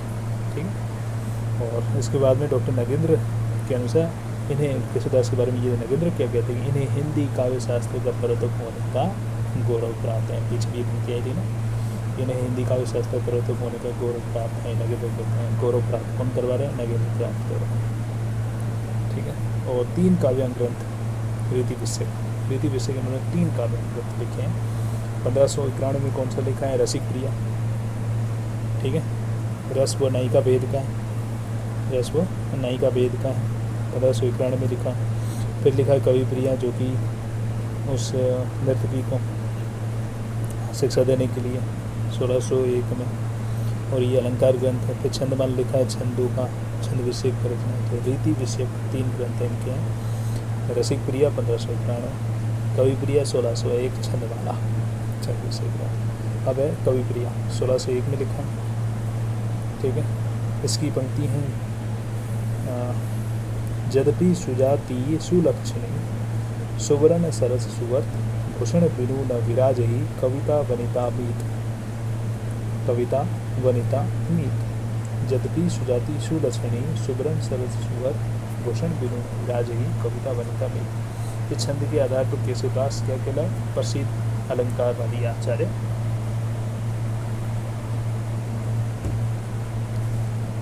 कहलाए। यद्यपि सुजाति सुलक्षणी सुवर्ण सरस सुवर भूषण बिनु न विराज ही कविता वनिता मीत। और इसमें आपका रूपक अलंकार है। भामा भामा ने लिखा है कि न कांतामपि निर्भूष विभाति वनिता मुखम। इसी के इन्होंने वनिता का इस्तेमाल किया, वनिता का मतलब स्त्री, तो वनिता शब्द का इस्तेमाल भामा ने भी किया है। ये भी अलंकारवादी हुए। न कांतामपि निर्भूष विभाति वनिता मुखम। केशवदास की अन्य चर्चित पंक्तियाँ क्या हैं? अन्य चर्चित पंक्तियाँ हैं कि बासर की संपत्ति जो उल्लूक न चितवन। ठीक है, इम्पोर्टेंट तो ये रहेगी आपकी कि चंद्र वदनी मृगलोचनी बाबा कहीं कहीं जाए। ये एक पंक्ति सीधी सीधी पूछेंगे और कहेंगे कि किसकी पंक्ति है। तो हम पर तो केशव आ गया, तो केशव वाली वो पूछेंगे नहीं। तो पहली पंक्ति की बासर की संपत्ति जो उल्लूक न चितवन। और केशव केशव केसन अस्करी जस बेरी हु न करा। केशव केसन अस्करी जह बेरू बेरी हु न कराही। चंद्रवदनी मृगलोचनी बाबा कहीं कहीं जाए।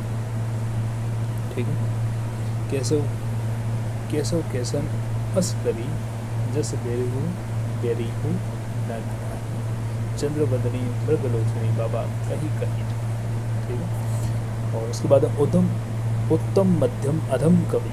उत्तम मध्यम अधम कवि उत्तम हरि रसलीन मध्यम मानव मानस मानुष ही रोशनी अधम प्रवीण। ये भी पूछी जाती हैं, इसी प्रकार की देव की भी है। उत्तम मध्यम अधम कवि उत्तम मध्यम अधम कवि उत्तम हरि रसलीन मध्यम मानस मानुष ही रोशनी अधम प्रवीण।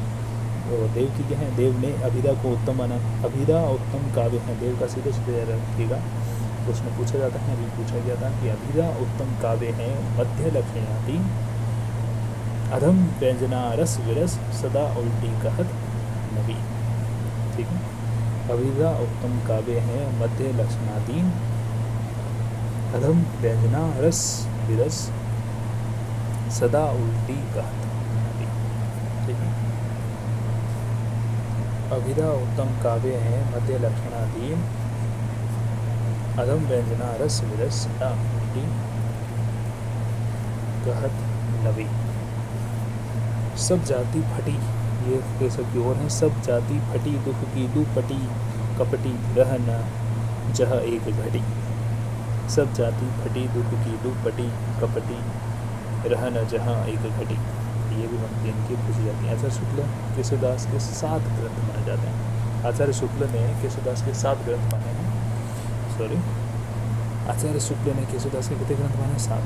रसिकप्रिया आपको याद है 1591 रसवनाई का वेद का इन्होंने सबसे पहले लिखा। 1591 रसिकप्रिया कविप्रिया उनकी नर्तकी किसकी? इंद्रजीत सिंह की। का था इंद्रजीत सिंह और नरेश था। उसकी नर्तकी का नाम राय प्रवीण। उसको शिक्षा देने के लिए कविप्रिया लिखी 1601। फिर रामचंद्रिका, ये भी लिखी 1602, याद रखिएगा 1601 कविप्रिया रामचंद्रिका। और रामचंद्रिका एक रात में लिखी गई राम जी के ऊपर एक प्रबंध ग्रंथ है। ठीक है, तो एक रात्रि में लिखी गई ये रचना है। उसके बाद में है रतन बावनी। रतन बावनी 1607। रतन बावन 7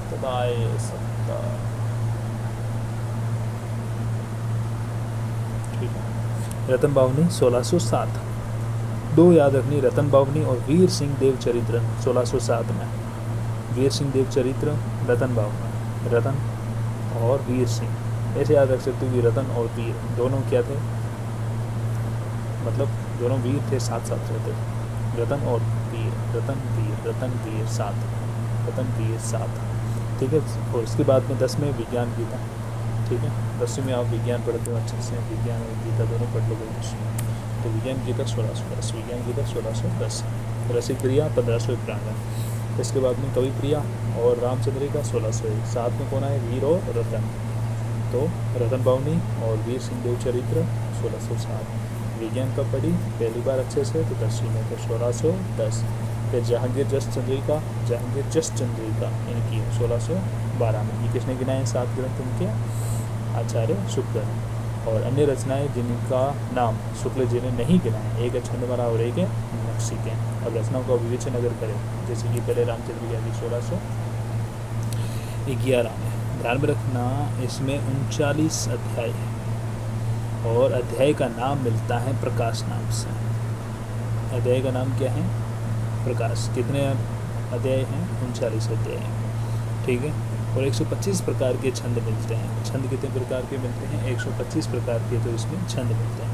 राम स्वरूप चतुर्वेदी ने रामचंद्रिका को छंदों का क्या कहा है, अजायब घर कहा। राम स्वरूप चतुर्वेदी ने रामचंद्रिका को छंदों का अजायब घर कहा है। राम स्वरूप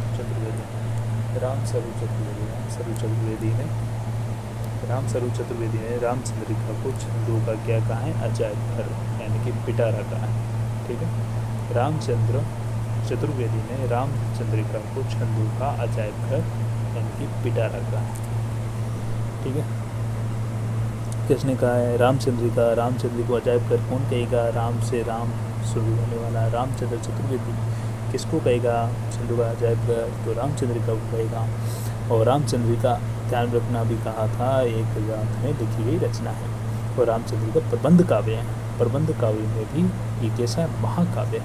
और पीताम्बर दत्त बर्थवाल ने रामचंद्रिका को महाकाव्य न मानकर क्या मानी, फुटकल भाई। अजायब घर तो राम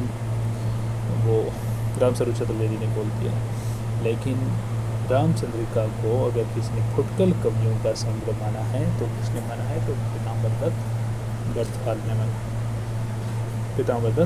बर्थवाल ने माना।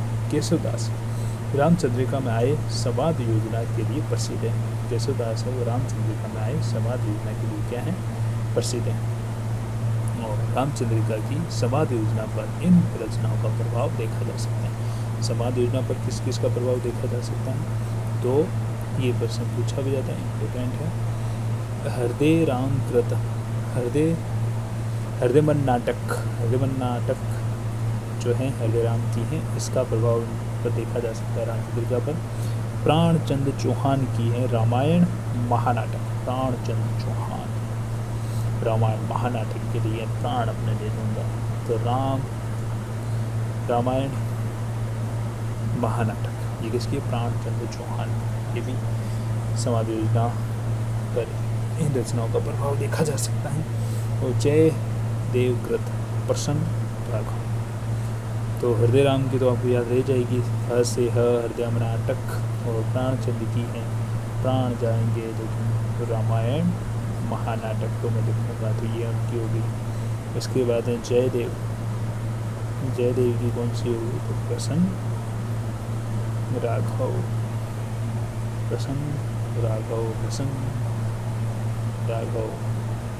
केशवदास की रामचंद्रिका की समाध योजना की विशेषता है।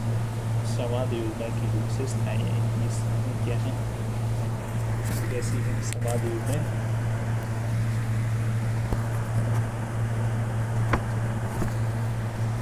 अब देखो, गत्यात्मक एवं प्रवाहशीलता मिलती है। रामचंद्रिका की समाध योजना है वो कैसी है, तो गत्यात्मकता है, प्रवाहशीलता मिलती है, रोचकता है, नाटकता का गुण भी पाया जाता है, सरलता, संक्षिप्तता, पात्रानुकूलता, स्वाभाविकता का गुण देखा जा सकता है, क्रोध, उत्साह आदि मनोभावों की सूक्ष्म व सुंदर व्यंजना मिलती है। क्रोध, उत्साह आदि मनोभाव की सूक्ष्म और सुंदर व्यंजना भी मिलती है इसमें। और राजनीतिक दाव पेच का बहुत सुंदर चित्रण मिलता है, व्यंजना सौंदर्य का गुण मिलता है, भाषा का लाक्षणिक प्रयोग देखा जा सकता है, व्यंजना सौंदर्य का गुण मिलता है, राजनीतिक दाव पेच मिलता है, लाक्षणिक प्रयोग ये पूछा जा सकता है। और आचार्य शुक्ल कहते हैं कि इनके संवादों में ये पूछा जाएगा भाई, इनके संवादों में क्रोध उत्साह आदि मनोभाव का सुंदर व्यंजना मिलती है, साथ ही राजनीतिक दाव पेच का आवास का सुंदर बन पड़ा है। ठीक है। आचार्य देव ने केशवदास को कठिन काव्य का प्रेत कहा। आचार्य देव ने केशवदास को क्या कहा है, कठिन काव्य का प्रेत कहा है। आचार्य शुक्ल ने केशव को हृदयहीन कवि का यानी कि कठिन काव्य या कठोर काव्य का प्रेत पूछा नहीं कहा जाता। देव का कुछ नहीं पूछते, आचार्य शुक्ल का पूछते हैं कि आचार्य शुक्ल ने कठिन काव्य का या कठोर काव्य का प्रेत किसे कहा है, तो किसे कहा है, तो केशवदास को कहा है। किसके आधार पे कहा है, तो यही रामचंद्रिका के आधार पर, रामचंद्रिका के आधार पर, ठीक है। इसके बाद में केशवदास की क्लिष्टता के बारे में प्रचलित हैं कि कवि को देन न चाहे विदाई पूछे केशव की कविताई। केशवदास की क्लिष्टता के बारे में प्रचलित है, कवि को देन न चाहे विदाई पूछे केशव की कविताई। कवि को देन न चाहे विदाई पूछे केशव की कविताई। केशवदास कठिन काव्य के प्रेत इन कारणों से कहलाए। किन कारणों से ये कहलाए कठिन काव्य के प्रेत? किसने कहा इनको? प्रदेव ने कहा, उसके बाद किसने कहा? केशवदास को। तो आचार्य शुक्ल ने क्या कहा? कठिन काव्य का प्रेत कहा। और संस्कृत का अगाध पांडित्य था। देखो, एक तो ये अलंकार प्रयोग के प्रति दुराग्रह, बहुत ज़्यादा अलंकारों का प्रयोग था। उसके बाद में इन्होंने संस्कृत का अगाध मतलब पांडित्य था, संस्कृत के शब्दों का ज़्यादा ही कुछ इस्तेमाल कर दिया। फिर चमत्कार प्रदर्शन की भावना, चमत्कार दिखाने की भी इन्होंने भावना दिखाई। इन कारणों से केशवदास की काव्य संवेदना दब सी गई है। जो काव्य संवेदना जो निकल के आनी चाहिए थी वो आई नहीं थी, इस वजह से वो दब सी गई है। और सुब्रन की खोज में तरिण केशव की काव्य संवेदना सहज सुलभ रागात्मक बोध से वंचित रह गई है। क्या?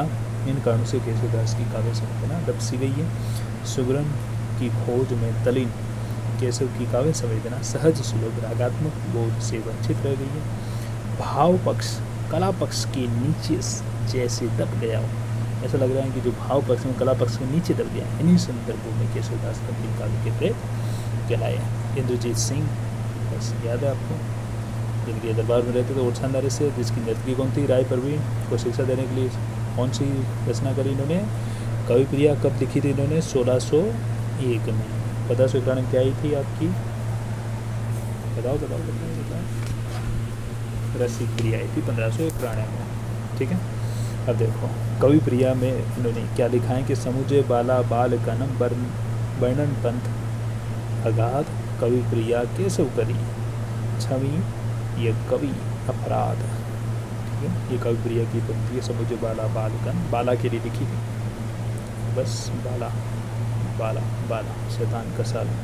राय प्रवीण बाला थी, बाला के लिए मतलब एक प्रकार से ऐसे पंक्ति याद रह जाएगी। बाला बाला नाम से, तो राय प्रवीण से आपको याद रहती है। समुझे बाला बाल कन वर्णन पंथ अगाध कवि प्रिया केशव करी छवि यहाँ पर छवि होना चाहिए, छवि यह कवि अपराध।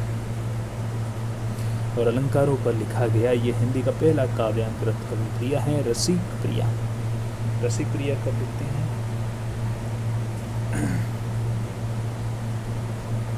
रसिक प्रिया, ठीक है। रसिक प्रिया 1591 में, ठीक है। रसिक प्रिया ये लिखते हैं 1591 में। यह रसवनाई का भेद का ग्रंथ है। 16 अध्याय और रामचंद्रिका में कितने थे? 39 अध्याय। और अध्याय का नाम क्या मिलता है? प्रकाश। और आपकी रसिक प्रिया में 1591, इसमें कितने अध्याय मिलते हैं? 16। 13 अध्याय में तो श्रृंगार रस विवेचन है। वे रस हो नाई का भेद है तो श्रृंगार आएगा, तो 13 में तो श्रृंगार विवेचन। और 3 अध्याय में तो गुण दोषों का विवेचन है। 3 अध्याय में क्या है? गुण और दोषों का विवेचन है। केशवदास ने कुल 23 दोषों को गिनाया है। याद रखना भाई, सीधा पूछेंगे। इसमें 13 में श्रृंगार रस विवेचन है, 3 अध्याय में तो गुण दोषों का विवेचन है। अब 3 अध्याय में तो गुण दोषों का विवेचन किया है, इसमें भी इन्होंने कितने दोषों को गिनाया है? तो 23 दोषों को गिनाया है। कितने दोषों को गिनाया है? 23 दोषों को गिनाया है। केशवदास का ये पहला काव्यांश ग्रंथ है। कैसा है? पहला काव्यांश ग्रंथ। इसका विज्ञान की थी 10वीं विज्ञान आपने पढ़ी थी। साथ में क्या था? एक था वीर और एक क्या था? रतन था, है ना। तो साथ में 12 में कौन था? जहांगीर जस चंद्रिका थी, है ना। तो विज्ञान गीता 1610 ये रचना धर्म और अध्यात्म, विज्ञान और गीता आ गया तो धर्म और अध्यात्म आना ही है, ठीक है। तो गीता से आप याद रखोगे कि ये रचना धर्म और अध्यात्म से संबंधित रचना। केशवदास ने प्रबोध चंद्रोदय जो इनके प्रबोध चंद्रोदय किसने लिखी थी? इनके पिता ने परदादा ने लिखी थी, है ना। तो प्रबोध चंद्रोदय संस्कृत नाटक की प्रतीकात्मक शैली के आधार पर इस रचना का निर्माण किया था। प्रबोध चंद्रोदय इनके कृष्णदास इनके जो परदादा थे यानी परपिता थे, दादाजी थे, उनसे ये उन्हीं के मतलब उन्हीं रचना के आधार पर इन्होंने विज्ञान पिता लिखी। रतन बावनी 1607, वीर सिंह देव चरित्र 1607 और जहांगीर जसचंद्रिका 1612। ये तीनों क्या है, वीर रस से संबंधित है। रतन आ गया, वीर आ गया, जहांगीर आ गया, तो वीर रस से संबंधित होगी। एनसीईआरटी के अनुसार केशवदास की पहली रचना कौन सी है? रतन बावनी, जो 1607 में लिखी गई थी। ये एनसीईआरटी के मानते हैं इनका पहली ग्रंथ है। केशवदास ने प्रबंध एवं मुक्तक दोनों प्रकार की रचनाएं लिखी है। प्रबंध और रचनाएं मुक्तक दोनों लिखी है, लेकिन उनकी प्रबंध कौन कौन सी है? तो प्रबंध में देखो, रामचंद्र का प्रबंध है महाकाव्य। वीर सिंह देव चरित्र जो 1607 में लिखा, जहांगीर जसचंद्रिका 1612 में लिखा। ये प्रबंध है लेकिन खंड काव्य। प्रबंध में भी क्या है? खंड काव्य। केशवदास ने नायिकाओं के 660 प्रकार बताए हैं। 200 के कितने बताए थे? 23। 200 के रसिक प्रिया में क्या बताए थे? 23 दोष बताए थे। उसमें 16 अध्याय थे रसिक प्रिया, और 16 अध्याय में 13 तो शुरुआत वाले थे वो रस नायिका वेद से संबंधित, श्रृंगार से संबंधित थे, और उसके बाद में गुण और दोष के बारे में इन्होंने बताया था। अंतिम 3 यानी कि 14, 15 और 16 3 में बताए थे। केशवदास ने नायिकाओं की कितने प्रकार बताए हैं? केशवदास ने 660 तो इन्होंने नायिकाओं के भेद बताए हैं। केशवदास ने आदि और विवाद नामक संचारी भावों की बात की है। आदि और विवाद नामक संचारी भावों की बात की है। केशवदास ने आदि और विवाद नामक संचारी भावों की बात भी की है। प्रश्न पूछा जा सकता है। केशवदास ने आदि और विवाद नामक संचारी भावों की बात करी, आदि और विवाद, और इन्होंने अंध, बधिर, पंगु, मुख आदि नामों से काव्य दोषों के नाम गिनाए हैं। ये काव्य दोष इन्होंने बताए हैं कि एक अंध होता है, बधिर होता है, पंगु होता है, मुख होता है, आदि नामों से काव्य दोषों के नाम गिनाए हैं। केशवदास ने कवि प्रिया में प्रेमालंकार की चर्चा की है, जो वास्तव में दंडी के प्रेयस अलंकार का ही नाम रूपांतरण है। केशवदास ने कवि प्रिया में प्रेमालंकार की चर्चा की है, जो वास्तव में दंडी के प्रेयस अलंकार का ही नाम है। इन्होंने कौन से संचारी भाव बताए? आदि और विवाद। आदि और विवाद केशवदास ने कौन से बताए संचारी भाव? आदि और विवाद बताए। दोष कौन से बताए? अंध है, बधिर है, पंगु है, केशवदास ने कवि प्रिया में प्रेमालंकार की चर्चा की है, जो वास्तव में दंडी और प्रेस अलंकार, दंडी के प्रेस अलंकार का ही नाम रूपांतरण है। ठीक है, प्रेमालंकार की बात किसने करी? केशवदास ने। किसमें करी? कवि प्रिया में। यही क्या है कि वास्तव में दंडी के प्रेस अलंकार का क्या है? नाम रूपांतरण। रामचंद्र शुक्ल की चर्चित कथन कि केशवदास को हृदय नहीं था, हृदय नहीं मिला था, ये हृदयहीन कवि थे। एक कवि को जो हृदय मिलना चाहिए था वह हृदय केशवदास को नहीं मिला था, ऐसा कौन कहते हैं? केशवदास कहते हैं। और क्या कहते हैं कि केशवदास उक्ति चमत्कार एवं शब्द क्रीड़ा के प्रेमी थे। ये उक्ति चमत्कार, उक्ति में चमत्कार ला देते थे, और शब्द क्रीड़ा के प्रेमी थे। ये केशवदास के बारे में कौन कहते हैं? शुक्ल जी। कवि क्रम में सफलता के लिए भाषा पर जैसा अधिकार होना चाहिए वैसा उन्हें प्राप्ति नहीं था। ये कहते हैं कि कवि क्रम में सफलता के लिए क्या चाहिए? भाषा पर एक अधिकार चाहिए, जैसा अधिकार केशवदास को नहीं था। और विजयपाल सिंह ने रचना लिखी केशव की काव्य कला, यानी कि केशवदास पर अगर किसी ने रचना लिखी है तो विजयपाल सिंह ने लिखी है। क्या लिखी है? केशव की काव्य कला। केशव की काव्य कला, ठीक है, केशव की काव्य कला।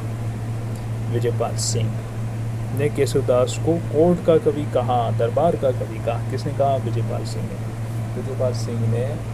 विजयपाल सिंह ने केशव को क्या कहा? कोर्ट का कवि, दरबार का कवि। कोर्ट का कवि, दरबार का कवि कहा। कोर्ट का कवि, दरबार का कवि कहा।